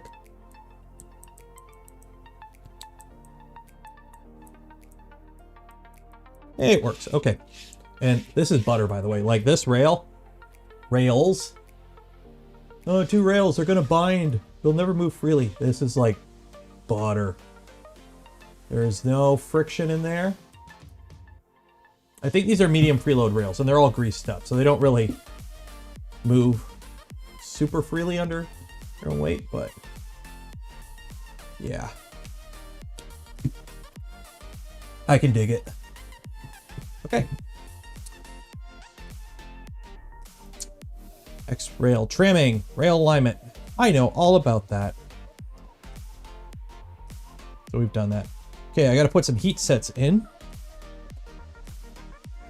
I've already done that. I need to put these little doodads in. M312s. So, these are the guys for holding your belts in.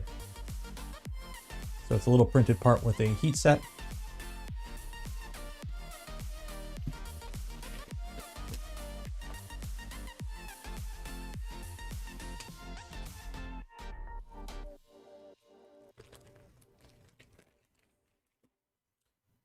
Pretty much, a Larson pretty much has the proper point. None of these companies are actually making what they're selling. It's like everyone calls it the Triangle Labs V6 or the Triangle Labs Dragon. Triangle Labs doesn't make it. Triangle Labs is just a storefront. Same with Fetus. There's a company that actually makes them. So most alley stores are not the manufacturer. Like Big Tree Tech and BQ are the same company. Like BQ, B-I-Q-U, are the same company essentially.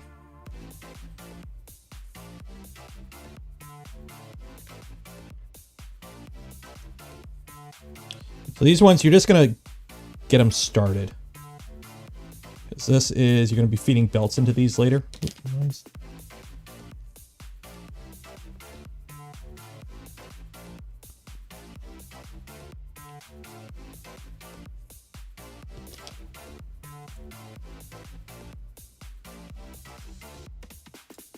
So you just get it started and then you'll feed belt in later. Is that catching on that? Yeah, that is. That's gonna be fun to feed belt through.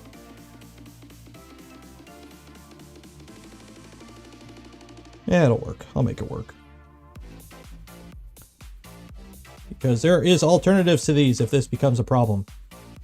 These little plastic pieces, if you don't like these and you've built a V0 and you have those M3, the nuts, the flat nuts that you have to use for the tool head on the V0, you can use those instead of these. And they're all metal. So, I've used them. They work great. So if you don't like using these guys, you can use, let me find them here. No, I have them somewhere. You can use these guys. So if you have these guys on hand, these are the open builds, I think, or Maker Beam or something. Washers. So you can use these in here in lieu of these printed pieces. I've done it before. I might actually end up doing that. Just in case like the temperatures have issues with the belts and these start going to crud, I'll just swap those out. That's not a huge issue, but that is something you can do if you have those on hand. Little pro tip there. Okay, so we have that. It looks like that right now, and we can go ahead and put it on with some M3/8s.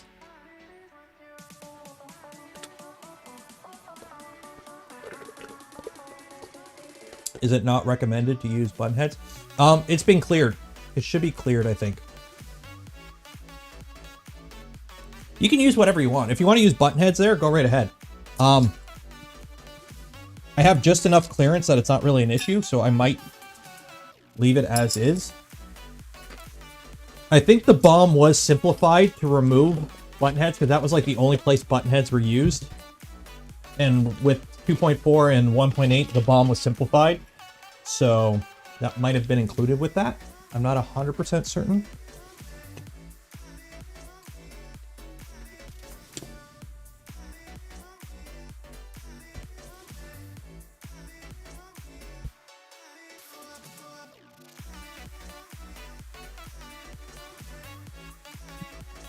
Yeah, of course I put all my screws behind here. M3/8s, there we go. All the M3/8s, oh my god.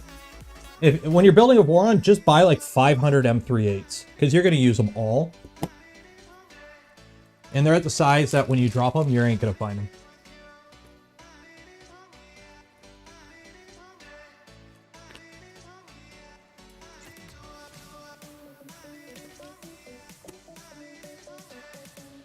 Okay, here's the kit, okay?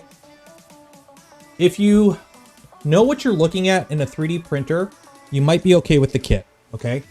The problem is the kit just comes with what's in the kit. We have no control of what's in the kit. You might get crap, you might get good. The kits literally are complete unknowns, okay? We have no control over them. So if you want to get a kit, I can't stop you from getting a kit. Even if you, like in Canada, if I buy that the 350 millimeter kit that I went through, that I got to return, that was like 1,100 Canadian plus shipping. Even if I had to buy another $350 of stuff to replace bad stuff in that kit, it would still be cheaper than sourcing everything independently up here, especially for stuff like the bed. So I totally understand why people are looking at the kits and going with the kits. I'm not a huge fan of the kits, but I understand why people are going with them.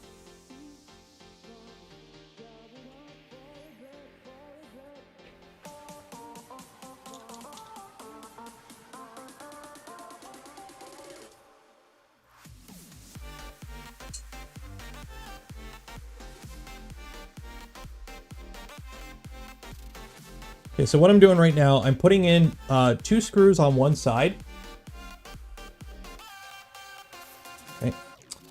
And then what I have to do is I tightened them, but you shouldn't have. Wrong Allen key. You're basically going to go ahead and loosen this rail so you can slide these out so that they're spaced properly on your carriages.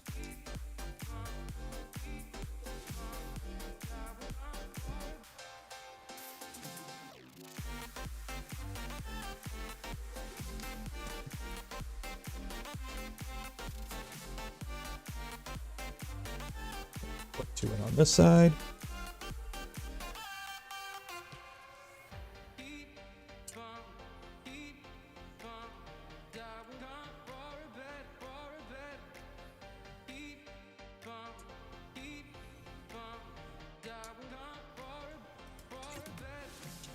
And right now I have everything pushed up right up against the front here.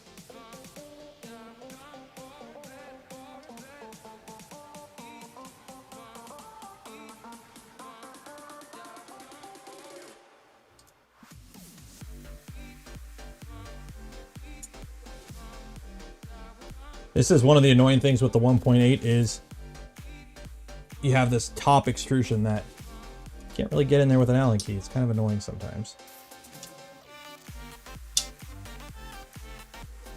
Which you don't really need this top extrusion. This top extrusion, if you never plan on enclosing your printer, you don't need the extrusions coming up this high. You literally can stop right here where like the rails are. This just makes it so when you go to enclose it, you don't need a hat.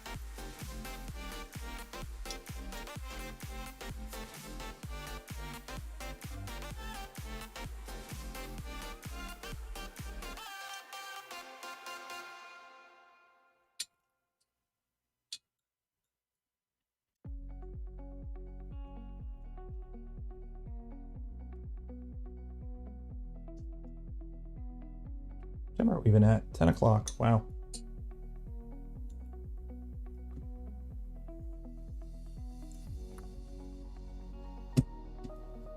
Now, of course, there's going to be some racking. Obviously, we're not there. So what you do now, can't see, obviously, but you're going to look at the spacing with your rail, and you're just going to shift it so that it's centered as best as you can. And then what I do is I pull it to the front and I tighten down these 2 screws, top here.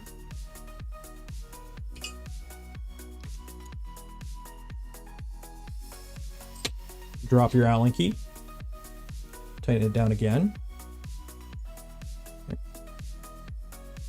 Back. And then I can't really see on camera there.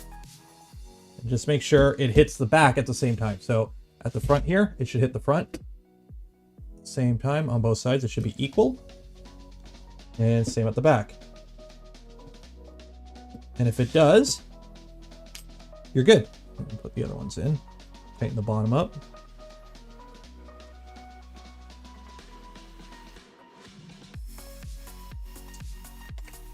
Because essentially you're going to check for racking on your gantry twice. You're going to check for gantry rack right now,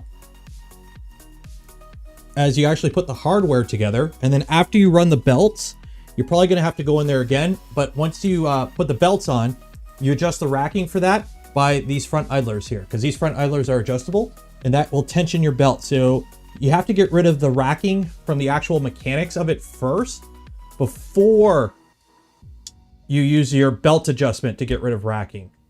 I have a whole video on the channel about that.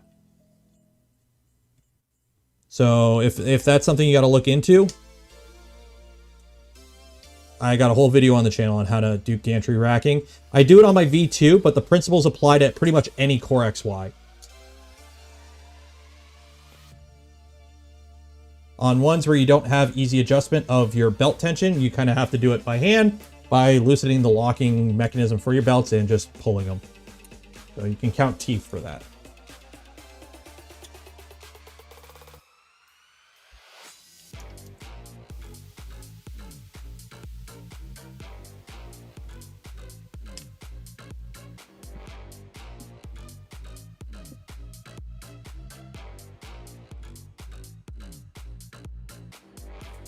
Ready?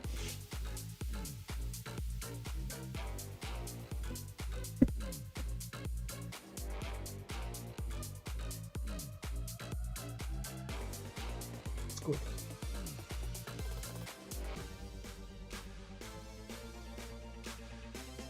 Move it around like crazy. See if you can feel any tight spots. Make sure your end stop actually works. It goes click. I think it goes click. I'm wearing noise canceling headphones. I can't hear squat.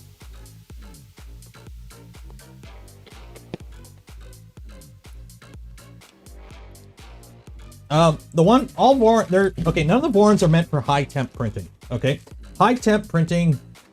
I don't know what is high temp. At what point is high temp? Is it peak and ultim? If so, no, you're not doing peak or ultim on any Vorons. If you are, you're crazy. It's not meant for that. Now, higher temp, that's what this is meant for. This printer is meant for higher sustained temperatures, so that materials such as nylons, polycarbonates, and even ABS and ASA print better the hotter it is, okay? The hotter you can get your chamber, the better, more consistent your prints will be, okay? You'll have more strength, they'll print with less warping. You can print ABS at 35C, 40C in an enclosure, but if you're printing at 70C enclosure, it's gonna be a better print, okay? So we're going to go nuts with the insulation on here, and with the bed, we should be able to get around 60 to 70 C in here. And we're going to try a few tricks as well. So, and that's without a chamber heater. If you're running a chamber heater to get temperatures in the sub 50 range, you got to insulate your printer better. Okay. So, hey, look, apparently we're belting it up now. Okay.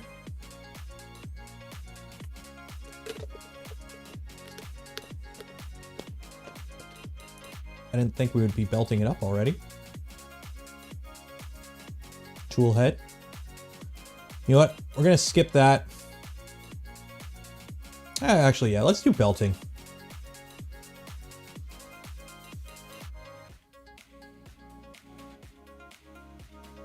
Yep, okay. Belting time. I have belts. Where do I put my belts? Belts. These are high temp belts.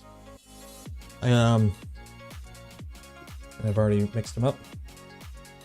But yeah, these are the high temp belts from Triangle Labs.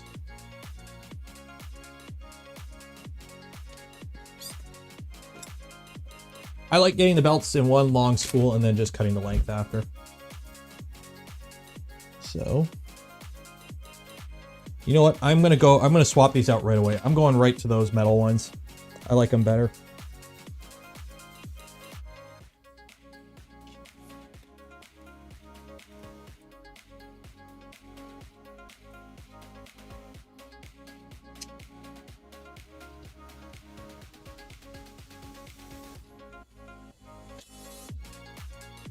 Put this up front here, and I'll put it on the overhead cam.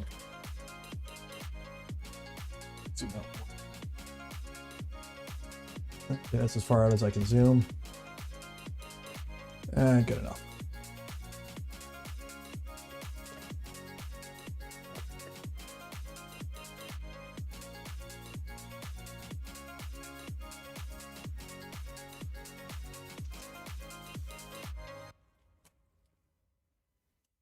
Yeah, this is Core XY.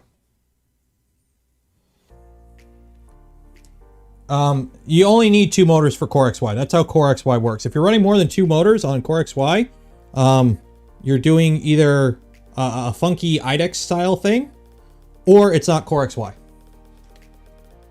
So if you're looking at like the Core XY,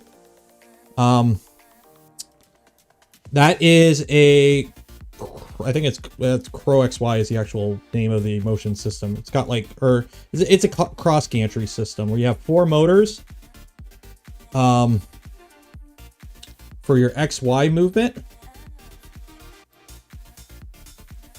And it's actually really simple. How it is you have 4 motors. You got 1, 2, 3, 4 in each corner.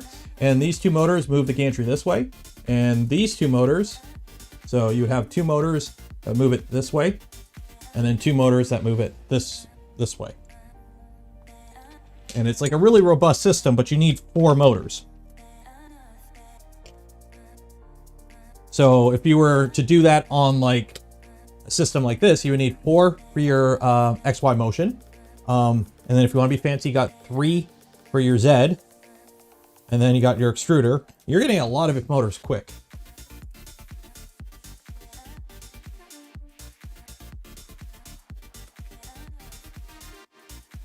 I've already got all my belt tangled up. This is great. So what I'm going to do is run 1 belt all the way through. I'm going to pull it. I'm going to cut it. I'm going to pull it out, cut another belt exactly the same length, and then run them both.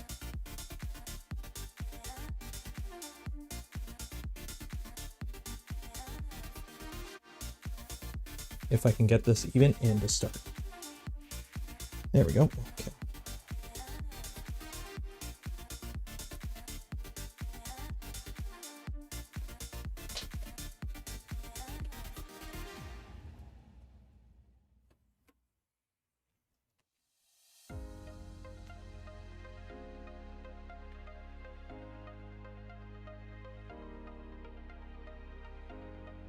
Yeah, the Annex one uses, that's the Crow XY 4 motor thing.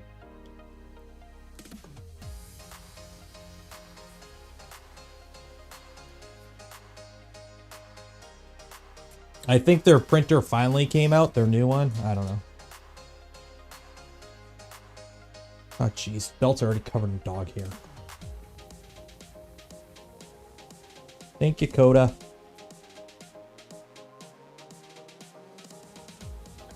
I already got dog hair all on my printer. That's okay, it gets covered in dog hair anyways. Okay, don't let him hit the ground. Now, here's a tip. If you don't have your nuts in here to hold on to it, these little binder clips, put a binder clip on the end of your belt. And this way, when you're running your belts, you don't accidentally pull it through. So, just a little handy dandy thing. Yeah, the problem with Crow XY, it doesn't really, from my knowledge, trying to make that fly, like on a V2, how we have the flying gantry on the V2, it don't work out too well. You want to understand it's a lot more complexity to make fly, and it's not as compact. All the setups I've seen, the motors sit on the top corners because the motors have to sit in the corner.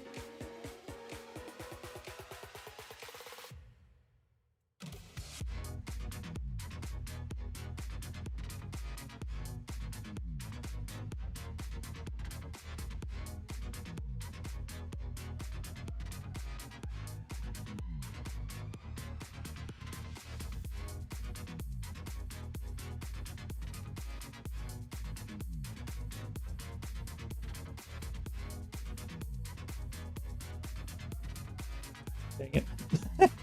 I ran my belt around a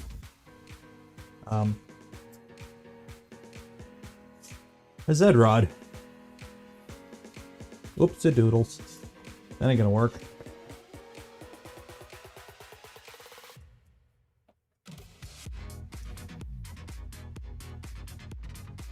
There we go.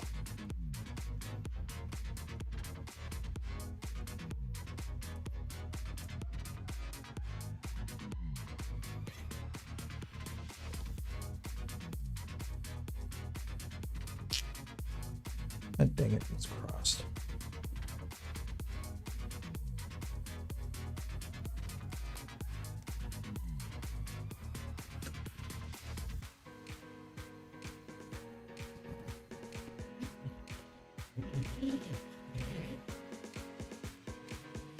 Should have cut these to length beforehand, but whatever. Too late now.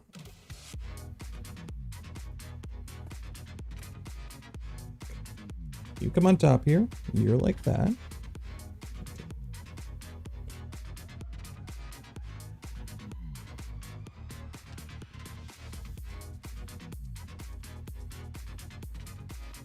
Running belts. This is the most fun part. Actually, I don't know. What do you guys think? Running belts or wiring is the most tedious part of a build? Like, at least with the belts, there's only 2 of them on a V1.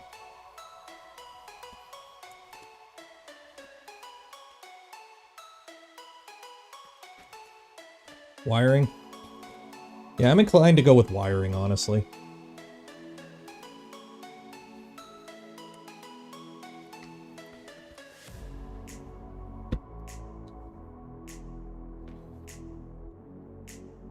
Belts.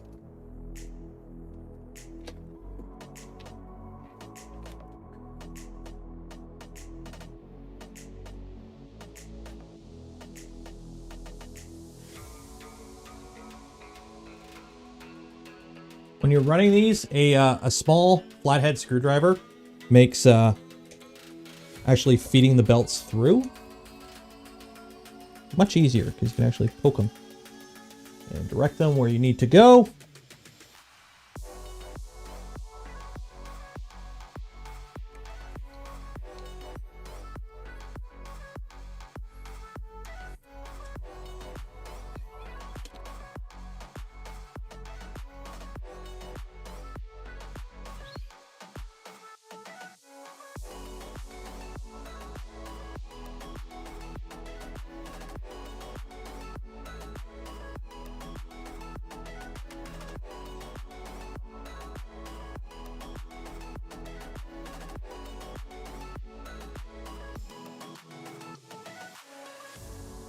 Doesn't matter, 2x speed. Well, you're watching it live right now, so you can't speed it up yet. Need another camera under the build.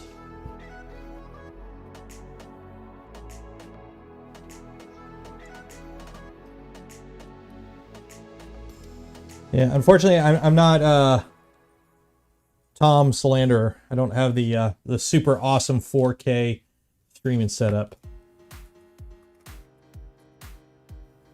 Dude has a pretty ballin' setup for when he does his things.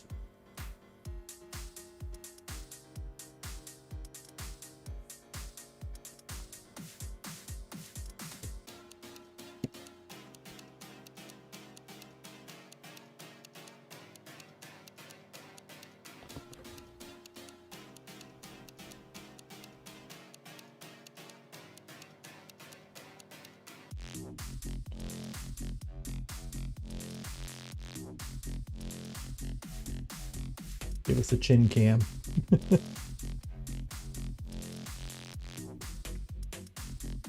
Well, it's not that undisclosed. I've kind of mentioned the approximate location of where I live a few times on stream already.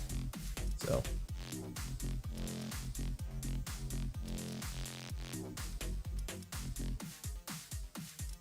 Come on, get in your hole. Around the corner. There we go.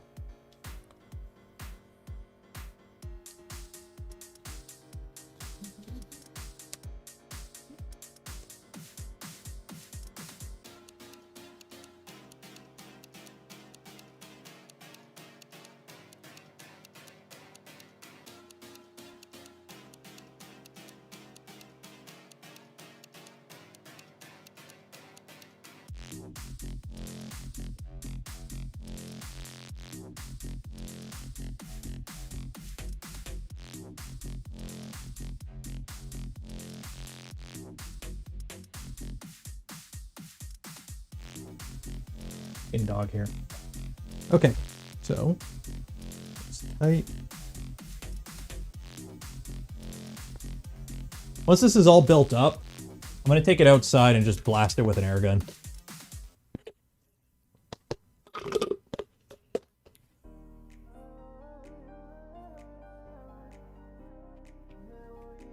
Good night. Okay, so I'm gonna break my rule. I really don't want to wire this, like, do this 3 times. So I'm just gonna cut the wires, or cut the, cut my belt, and then I'm just gonna run another one. Now, do as I say, not as I do, but when you do this, you're either gonna pre-cut them based off what the bomb gives you for the lengths with a little bit of extra, just to be safe. You're gonna pre-cut them, and then you're gonna cut 2 of them exactly the same, or you're gonna do kind of what I'm doing here, where you do 1, and then you cut it to length with a little bit of extra. You want extra, run it with extra.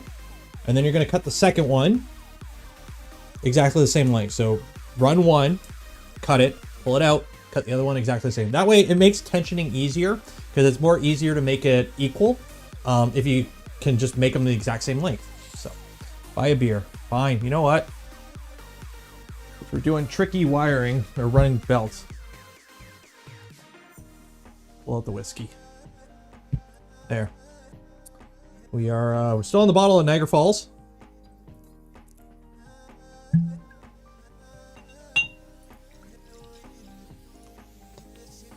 There we go. Cheers.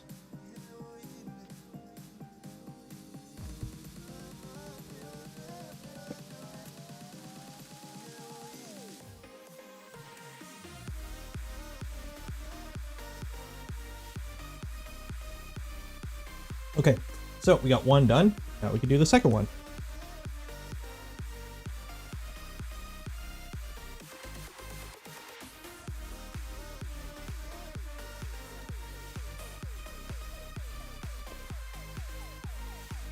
You should switch to box wine, they won't tell on you. I'm a mature adult. I can drink what I want.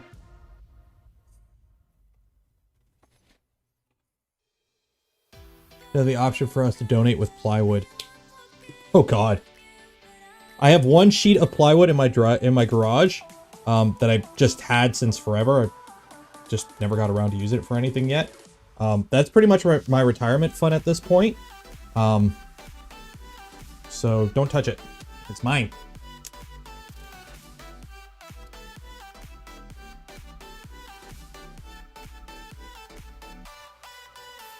The boot time of Mainsail OS, I don't know, like 30 seconds? I don't know. Put it this way, normally if I'm like down here and I turn my printer on, by the time I like get upstairs and go to my computer, it's usually up and running. And that's with like high 3s. It's definitely much quicker than Octoprint. Like, much quicker than Octoprint.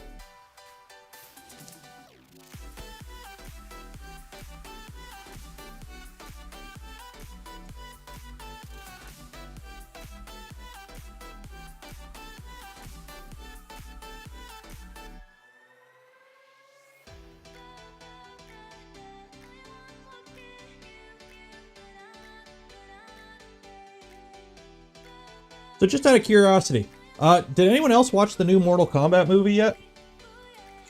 So I watched that today, and you know what? I was pleasantly surprised.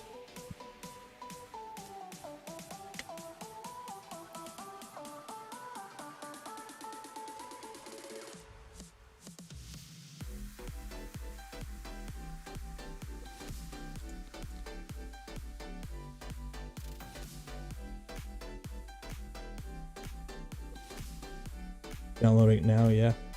Because you know what? I miss the dumb fun movies of like the 90s. Like the original Mortal Kombat movie and all those other ones.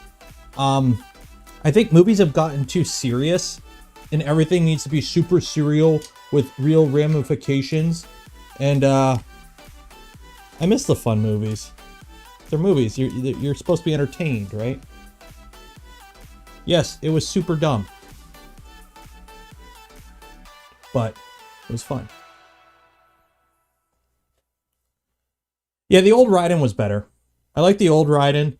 The main character was pretty much like what isn't from Mortal Kombat. It's just like, hey, we need to make up a generic guy to be the hero. But anything with Scorpion and Sub-Zero was awesome. Okay, running the belts through the front idlers are much more of a pain on the 1.8 than the V2. There is not as much free room in here. Feed these around the bend.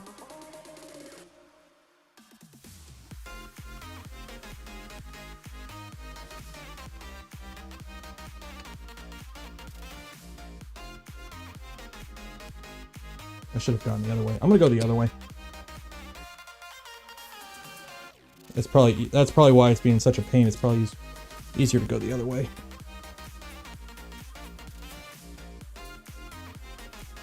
Give it a 7.5 out of 10. You know what? It's a perfect. I'm just gonna turn my brain off and watch. It's like Godzilla vs Kong. Okay, if you watched Godzilla vs Kong and you were expecting a deep, intrinsic plot with the, you know, understanding the human soul through Monkey, you were watching the wrong movie.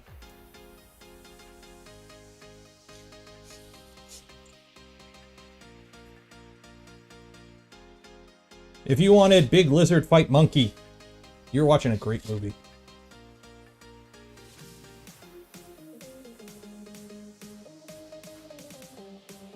Felt rushed. Honestly, it did feel rushed.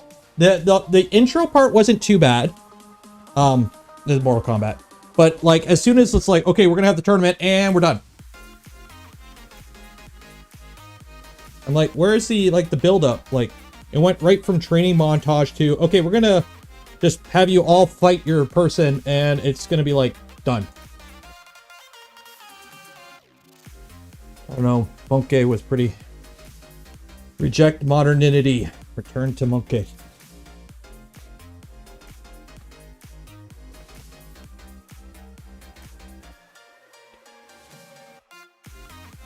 Yeah, Godzilla was great. I like that movie. Where did I put him? Where did I put him? There's one. Oh, there. There we go.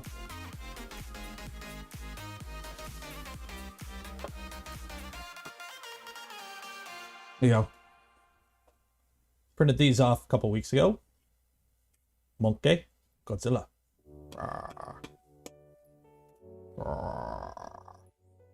Monkey, lizard. Yeah, you can find these on the sponsor of tonight's stream, thangs.com. Great models from Chaos Core Tech. They do great models. These are both Chelsea, I believe.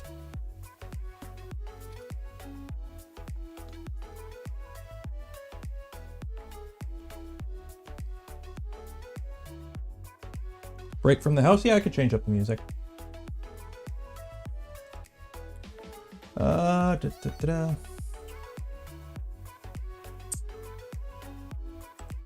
Here, we'll put ambient on.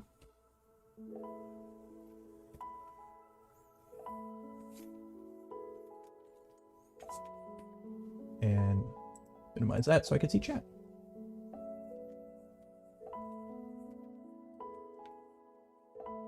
So many spoilers. Do you want me to reenact the entire movie with the printed Godzilla and Monkey or Kong? Do they call? I don't think they call him King Kong once in the movie. It's just Kong.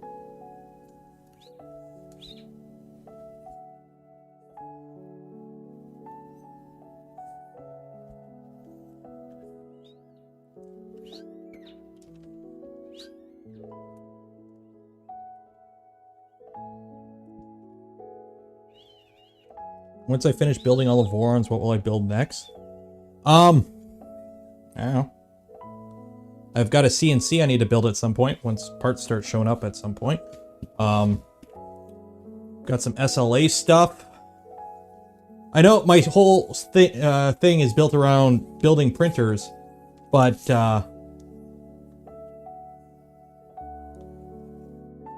unfortunately, building printers isn't, you know, it's kind of pricey, especially Vorons. Luckily with this one, some stuff was donated, but like the majority of like this build that I'm doing right now, I paid out of pocket. Thanks to support of viewers like you. Thank you.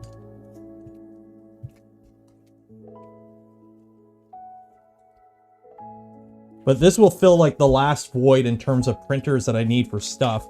And that is basically a printer dedicated to abrasive materials and high temp materials. So after this, like I've got 2 enclosed V2s already for ABS and all that stuff. I got the switch wire, which is my PLA and dual extrusion machine. I'm essentially running out of justifications for printers at this point. So, like I've already got the resin machine on the way, so I'll have something new there with resin.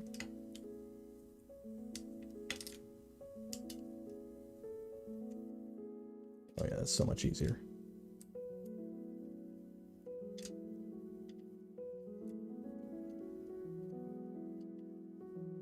Honestly, the next one I build, if I build another printer from scratch, it will probably be a legacy, because that's the one Voron I haven't built on stream yet. I've built the V0, a V2, a V. I'm building the V1 now. I've built the switch wire. The legacy is the one I haven't built yet. After this, once this one's done, of course.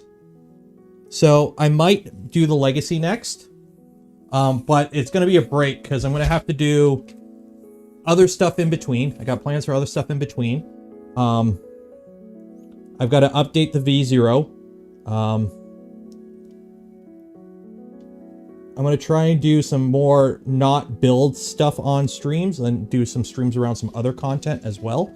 So make sure you're subscribed for my Minecraft Let's Plays. And then, yeah.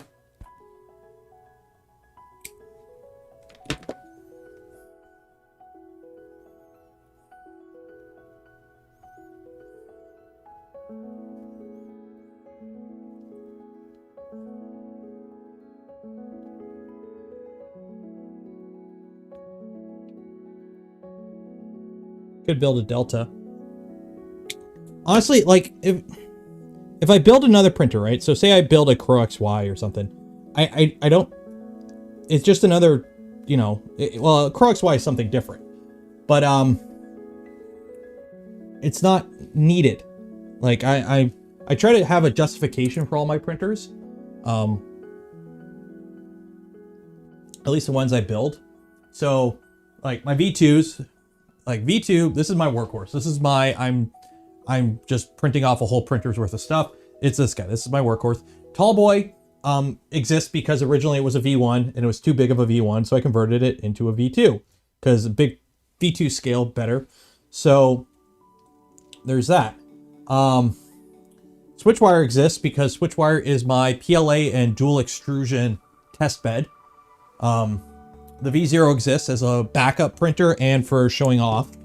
Like if I got to bring a printer somewhere to show somebody how a 3D printer works, I use the V0 because it's tiny, it's compact, it's a nice little all-in-one package, and it's quick. This will be for high temperature. It's going to be fully enclosed. It's going to have a hardened nozzle. I'll probably get like a Nozzle X or something. And it'll be like a dedicated machine specifically for that stuff. So if I were to build another FDM machine, I would need it to fill a role.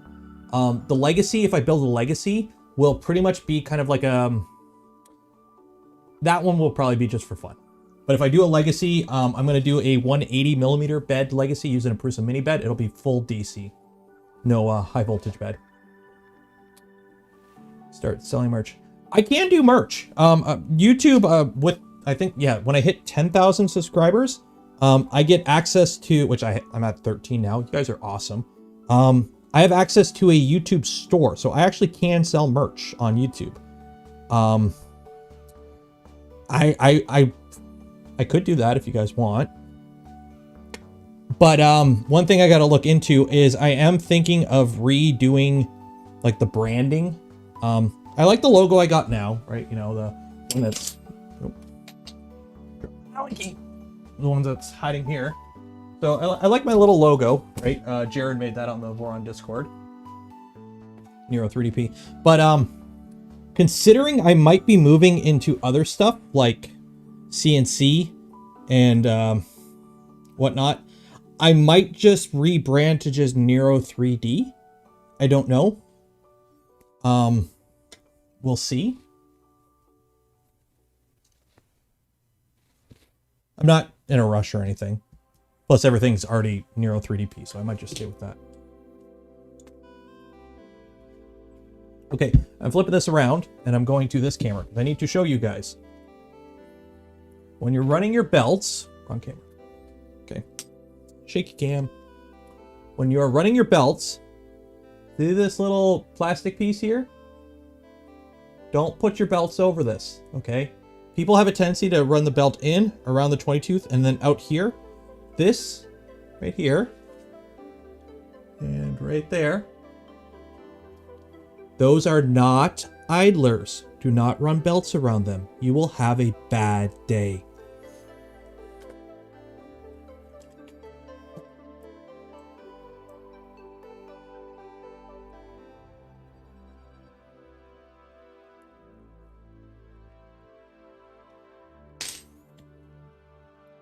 .3D Maker.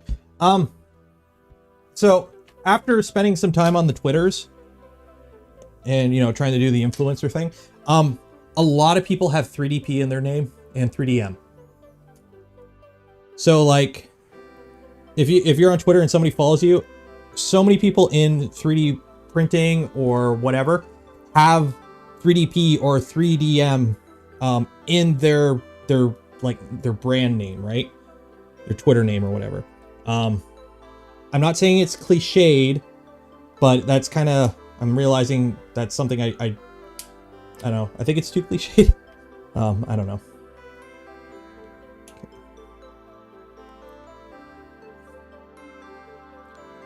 There we go.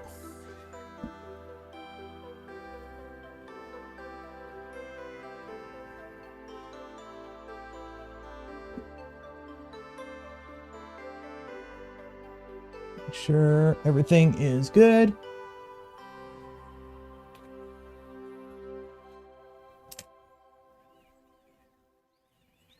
Much easier to do this now when your motors aren't hooked up to anything.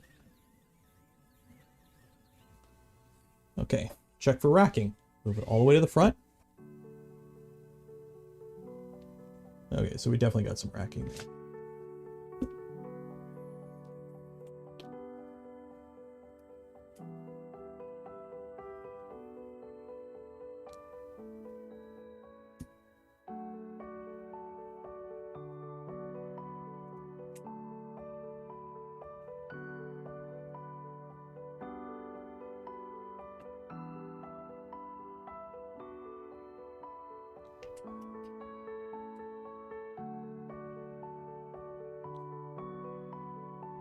I try to get rid of as much racking as I can by tensioning the belts by hand, and then only fine tune it in with the front idlers.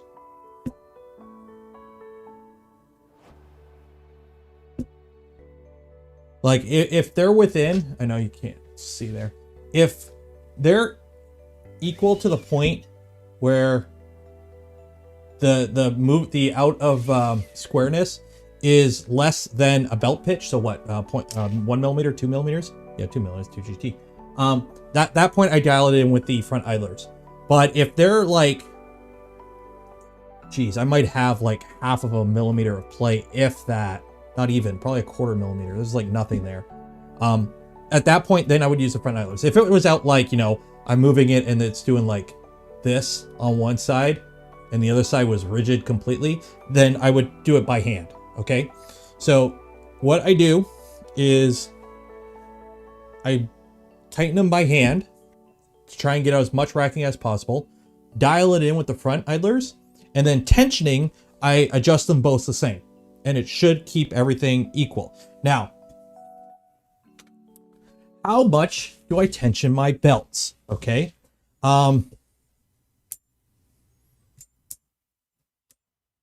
more than that, but not too much. I don't know. There's like whole, oh, if you get, they should be tuned in the key of G, but every brand of belt's going to be slightly different. And the run length of the belt, like if you tune it back here, it's going to be different than if you tune it there. The different size machines will probably have different harmonics and required tension. I find, and I've seen people tend to way over tighten their belts. Just snug them up and print. If you have issues, try tightening them a little bit, see if that helps. If it doesn't help, then it's probably not a belt issue. It takes 2 seconds to adjust belt tension. Like, hey, look, I'm going to adjust my belt tension. Ready? 1 full rotation. 1 full rotation. There. Okay, I adjusted belt tension. Make sure my racking is still good.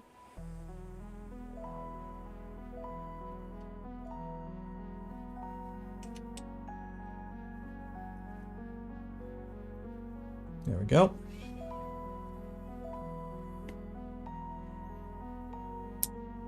There we go. My kind of go-to is when I pull them at the back without reefing on them. Like if I just put, you know, I don't know, body weight on it. I don't know what the term would be. If I just give them a good pull and I get about 1 inch off the extrusion and they're both the same with just, you know, however much pull that is. Yeah. So if I, you know, I grab the belt and I just kind of, yeah, right about there.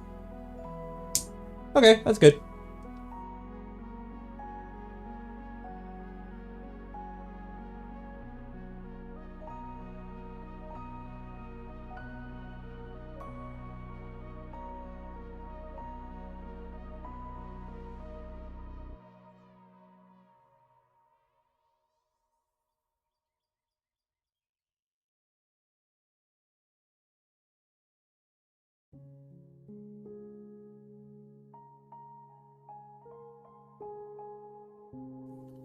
Sorry. It's fixed. It's fixed. Where did I lose you at? Where did I lose you at?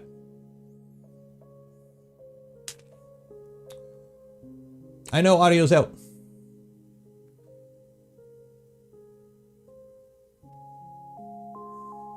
Come on, come back. Come back to me. I'm seeing it. It's talking. I got audio, man. Okay, you can stop saying F.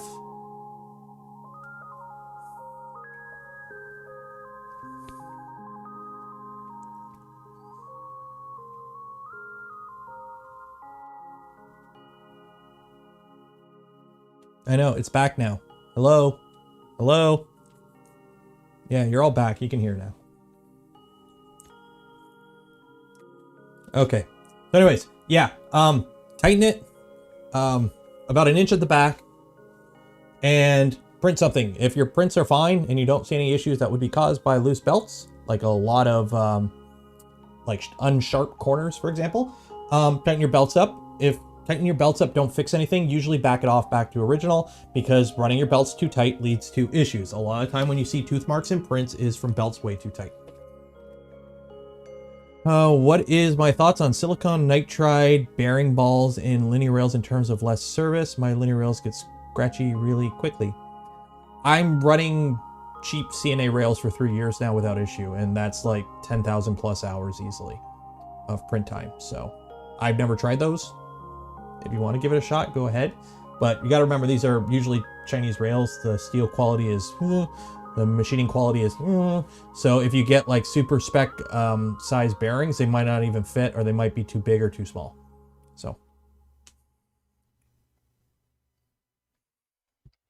okay, belts are run. I think we're gonna call it there, because build the tool head, which I'm going with an LGX, so we won't be following this manual fully. That end stop goes on there. Yeah. So let's see. I haven't printed off any of this enclosure stuff. I got to print off all the bottom enclosure stuff still. So I got to do that this week. Electronics box. Let's put the electronics box on. Oh, I don't. I need the Waiting on... Oh, actually, no, I do have the stuff for that, I think. Sparta 3D I'm waiting on for the panels, I believe. So I just got the big front panel. So I think we're going to call it there. Yeah, because I got this panel that will live here at the back, which will look really ballin', I will say. Yeah, that's going to look... So that will sit roughly about, well, not there, but... Oh, yeah. That's going to be awesome. And then we got the Fermio Labs door, which I'm going to have to put the... I got LDO stickers and a Sparta sticker, so I'm going to put an LDO sticker and a Sparta, because those 3 companies donated stuff to the build. Fermio went and put their big fancy logo on here because they made these for me. So... it's going to look real clean. Real clean.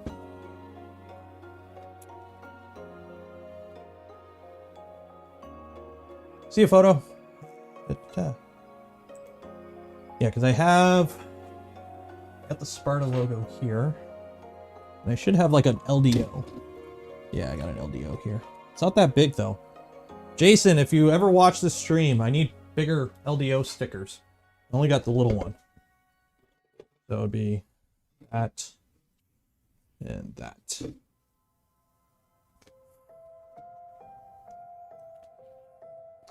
I put a slice sticker on there, but I don't know if I'm going to run the mosquito anymore on this. We shall see. So, here's where we're at. Next week, we will we'll build the tool head, and well, it depends. Next week, depending on if my resin printer comes in. If my resin printer comes in, we're going to play with the resin printer, get that running, and then make a wiring loom, okay? If the resin printer doesn't come in, we'll just continue on as per the manual, and wrap that stuff up. So I got to hit up Sparta 3D and see when my panels are coming in for the electronic enclosure, because I'm going to need that. So it's 10:50, last 10 minutes. What's up? What you want to talk about? Usually the last like 10-15 minutes is just open floor QA. Have I used resin before? No. Okay, so not gonna lie, I'm gonna turn off the my audio filters, noise suppression. Okay, muted the music. I've got a bottle here of any cubic resin. It's just 500 grams of translucent green. Shaking this bottle sounds so satisfying. Just listen.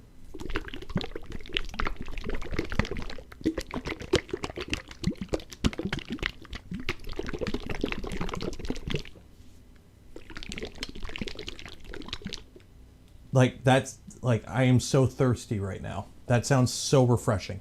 I don't know.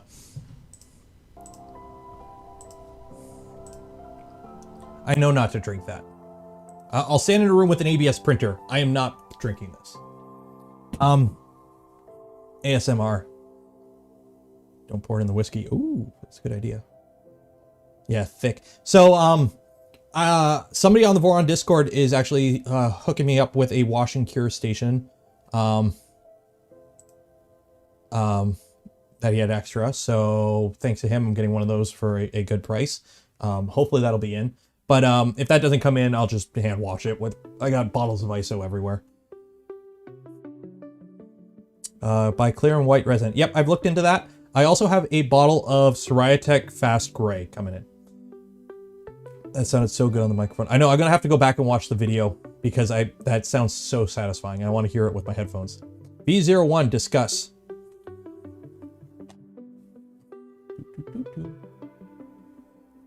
V01, if you're building a V0, get the same bomb.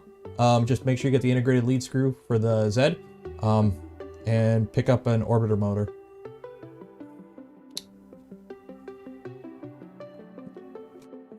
Three hours of resin shaking. Yeah, I'll just sit there, I'll stream and just be like, hey guys.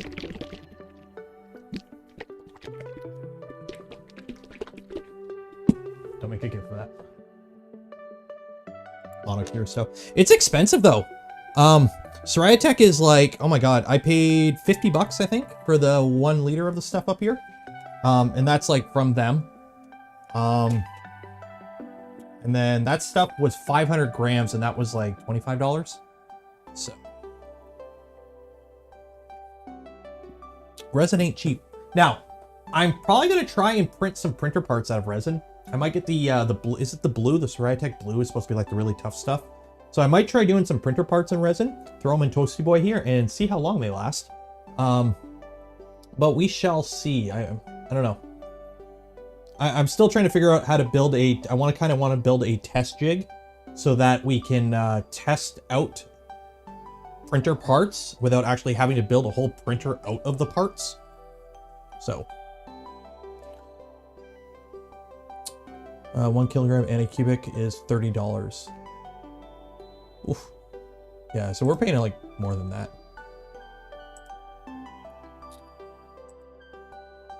I think all the spider boards are there. I think mine shipped. I got, they were asking me for something, some shipping info the other day. I got an email. So I think mine shipped finally. So what's the shelf life? I don't know. I haven't opened it. Best before 2022, January 2nd. So I don't know if that's good. I don't know if that's bad. Still running resin fan duct. There's no forces on the fan ducts though. You have to remember, a lot of time it gets brittle with the heat cycling and it'll crack. That's the problem with resin. Oh, Dustin. Okay, so the original plan was to put a Galileo in here. But I have, after running the LGX, I kind of really like the LGX on Tallboy. So what I'm going to be doing is, I have another LGX. I'm going to be putting this LGX, this one's new, in here.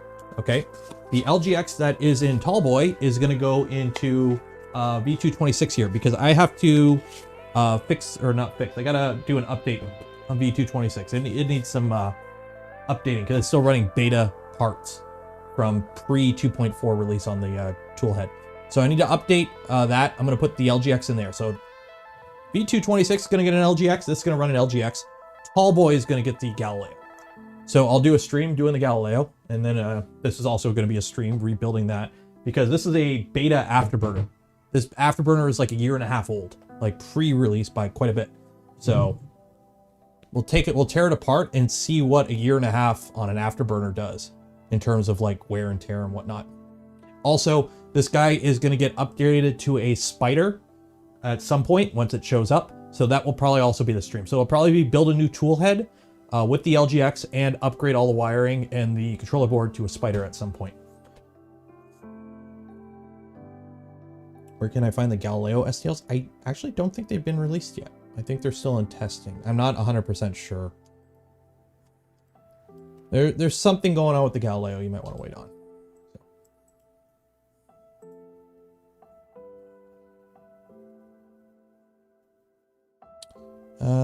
Sathya. Cool. Good luck on the build.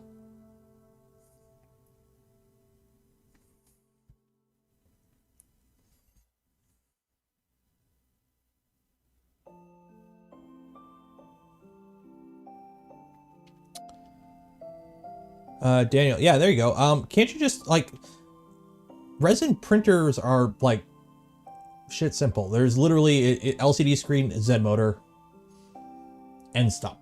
There really isn't anything to it. So shouldn't you be able to just swap the board out to just a modern board? I don't know how resin. I've never taken one apart. I've never had put my hands on one. So second time I have a spider on the stream. I still have that clip somewhere. I saved that clip from that at some point. What's the green filament behind me? Which one? I've got two. Actually, I've got three. So I've got some green Sparta 3D TPU that I need to use. This is some Airy One green. What color? Just green? Yeah, green PLA Plus. And then this is some eSun Peak Green ABS Plus. I don't know what I'm going to use this for. It's a nice color though. Yeah, I haven't tried the TPU. I gotta try it. Who knows, maybe that'll be the first thing we use on this guy.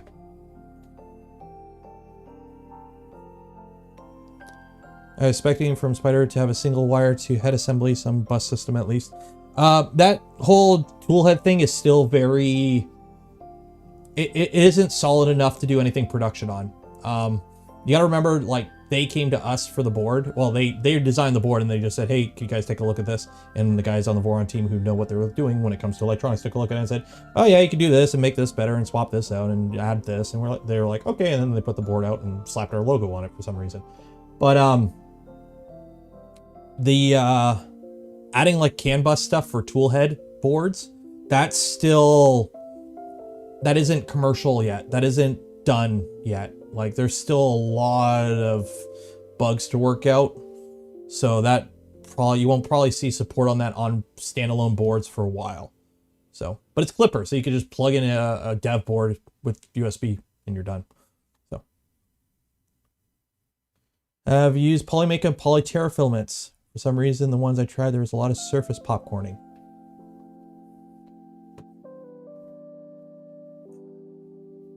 You mean like on the Stay Puft here?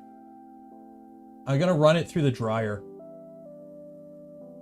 Now, granted, this was on a completely like YOLO profile on my Dragonfly HIC, high flow with a 0.8 nozzle.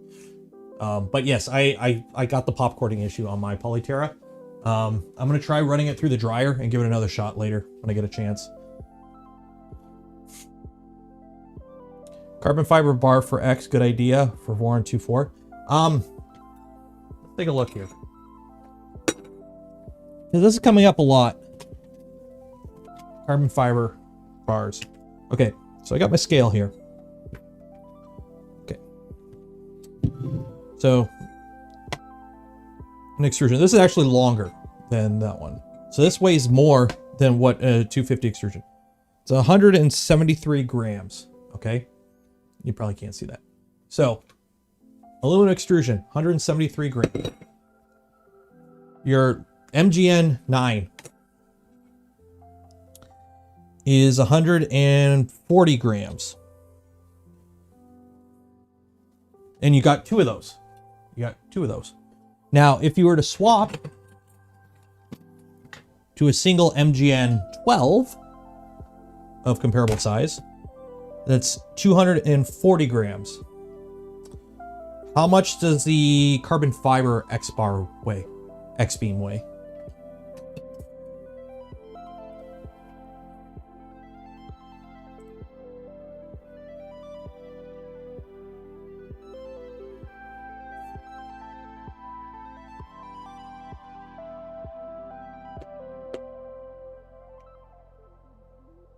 Yours was popcorning a lot worse. Yeah, it could be.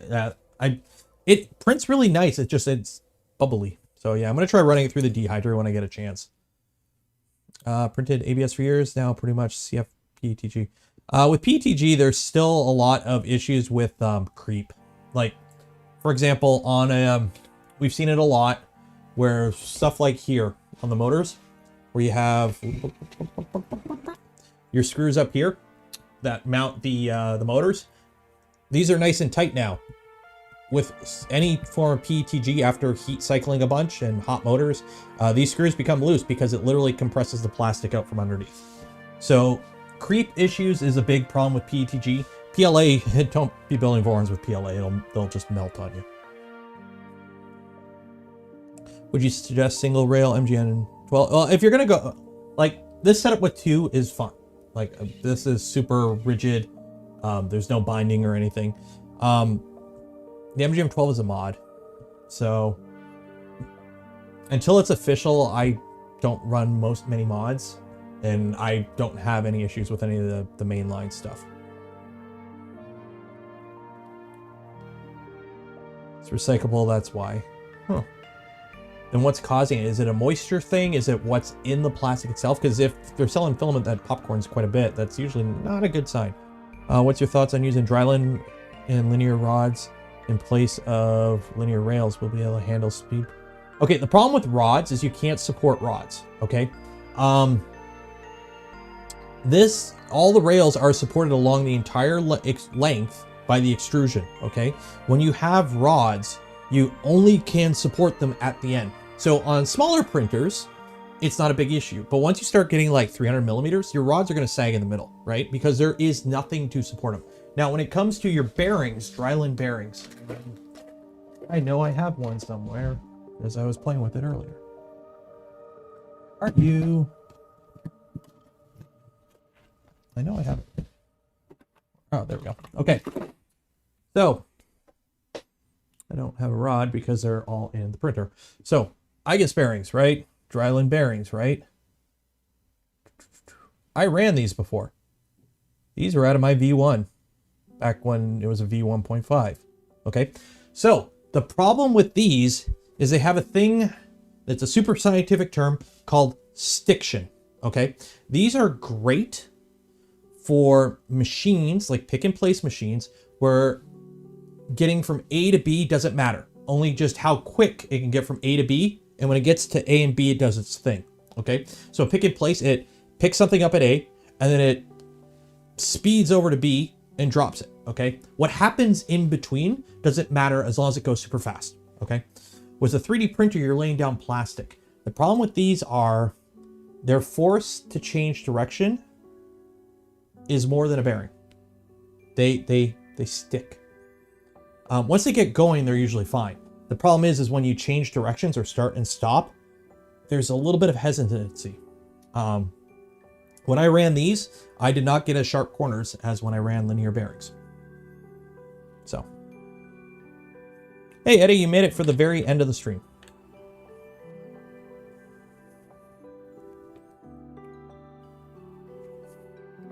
You got to remember, a lot of IGES stuff is meant for industrial use for certain specific applications. 3D printing is usually not one of those applications. So, no problem. Yes, and the IGES bearings also need preload. You can't just, put them in a printed housing. They actually need a certain specific amount of compression for them to work properly. Otherwise, they're not compressed enough.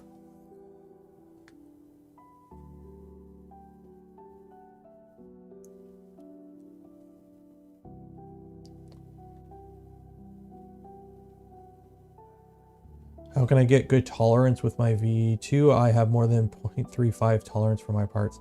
What do you mean? Like your parts are 0.35 too big, too small? Your outer diameter is fine, but hole diameter is out. With 3D printing, honestly, if you have some way of measuring the actual movement of your machine to make sure the actual movements are correct. So use something like an indicator or measure. If you have like accurate enough measuring tools, tell your printer to move 100 millimeters in each direction. And if it moves exactly 100 millimeters, it's not the printer's problem, it's a slicer problem. And you need to go through your slicer setting and tune extrusion rate, flow percentage, pressure advance. You're gonna have to tune stuff. Usually these are mechanical machines. So, a 20-tooth gear on a 1.8 millimeter or 1.8 degree stepper with 2 GT belt. When you tell it to move X, it should move X. They're nice round numbers in straight parallel lines. So you shouldn't really be fudging with like E steps for movement, right? It's a mechanical thing and these are known values. So it's like 1 + 1 = 2. So when you tell it to move this, it should move this. When your prints come out, remember these are glorified hot glue guns extruding plastic in the form of weed whacker line out of a hot thingy. There's going to be a lot of variables there, and you're going to have to go into your slicer and tune your profile to account for those variables. For example, all my parts on here, I printed in CF nylon. CF nylon is very thick compared to ABS. So I was printing it with a 0.4 millimeter nozzle. I really should have been printing with a 0.6 because this stuff has a lot of back pressure, I found, when printing. So what that means is if I it's just a lot of back pressure. So every time I stopped printing, it would still keep oozing up because there's all that pressure built up behind there. And it was over extruding by quite a bit. So I had to drop my flow rate quite a bit and in my slicer basically tell it to offset all dimensions like 0.5 millimeters inwards, so that all my holes came out dimensionally accurate and everything made it together properly, because otherwise everything just was too fat and didn't fit. And I couldn't get any screws in. My test pieces for screwing together didn't work. So I had to spend like a whole day printing test pieces just to dial it in for CF nylon to print these parts. So what brand is my ultrasonic cleaner? Amazon special. It is COZ. I don't know. It's just whatever was top rated on Amazon.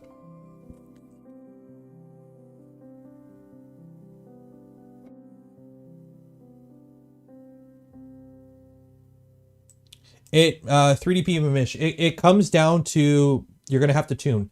The V2 uses a different extruder setup, and it's different geometries for like the distance between the extruder. The V0 is Bowden, most likely you're running Bowden. So you're gonna have to tune them separately. Same with the Prusa. The Prusa comes with canned profiles from Prusa that are really good for a Prusa.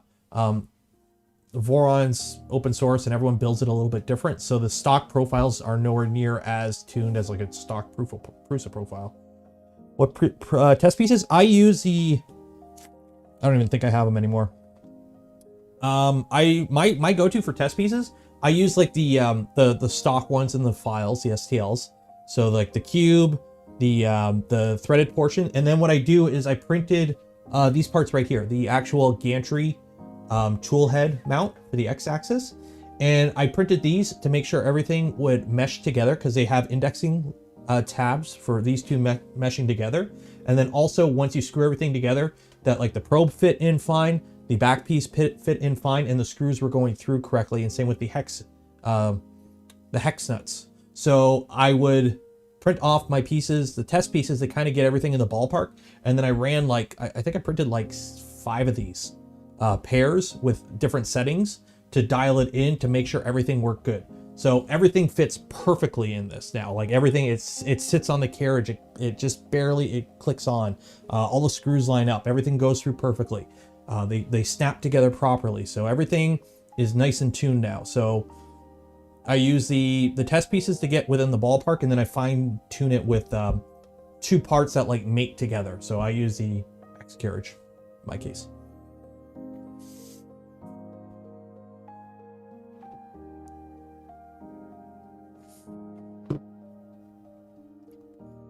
Okay, so I think I'm going to call it there, guys. Fun stream tonight. We got it pretty good. We are going to do more building on this, obviously. So part 4 already. Oh, geez. Part 4 will be next week. Same bat time, same bat channel. For anyone who donated during the stream itself, you guys are all awesome. As always, anything you do to support the channel goes to supporting the content I create, the things I do, and it all feeds back to you as best as I can. Either new equipment or purchasing stuff to do on stream or make videos on directly. There might be a little bit of a lull in videos for a bit, just because I'm busy with outside of streaming stuff. But I do try to do 2 things a week to stream and something else. So everyone on the Patreon who's a channel member on YouTube, and those that are just, you know, subscribe to the channel. If you're not subscribed, make sure you like that smash button. Even those that just watch and enjoy the content, you guys are all awesome. I want to give a huge shout again to thangs.com for sponsoring the stream.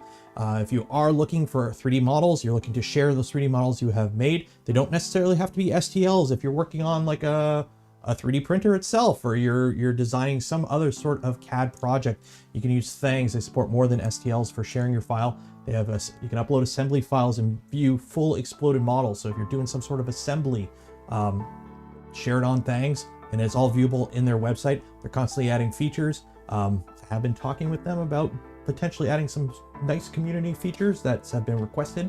So we'll see how that goes. But they are great people. They help support the channel, and it's always awesome.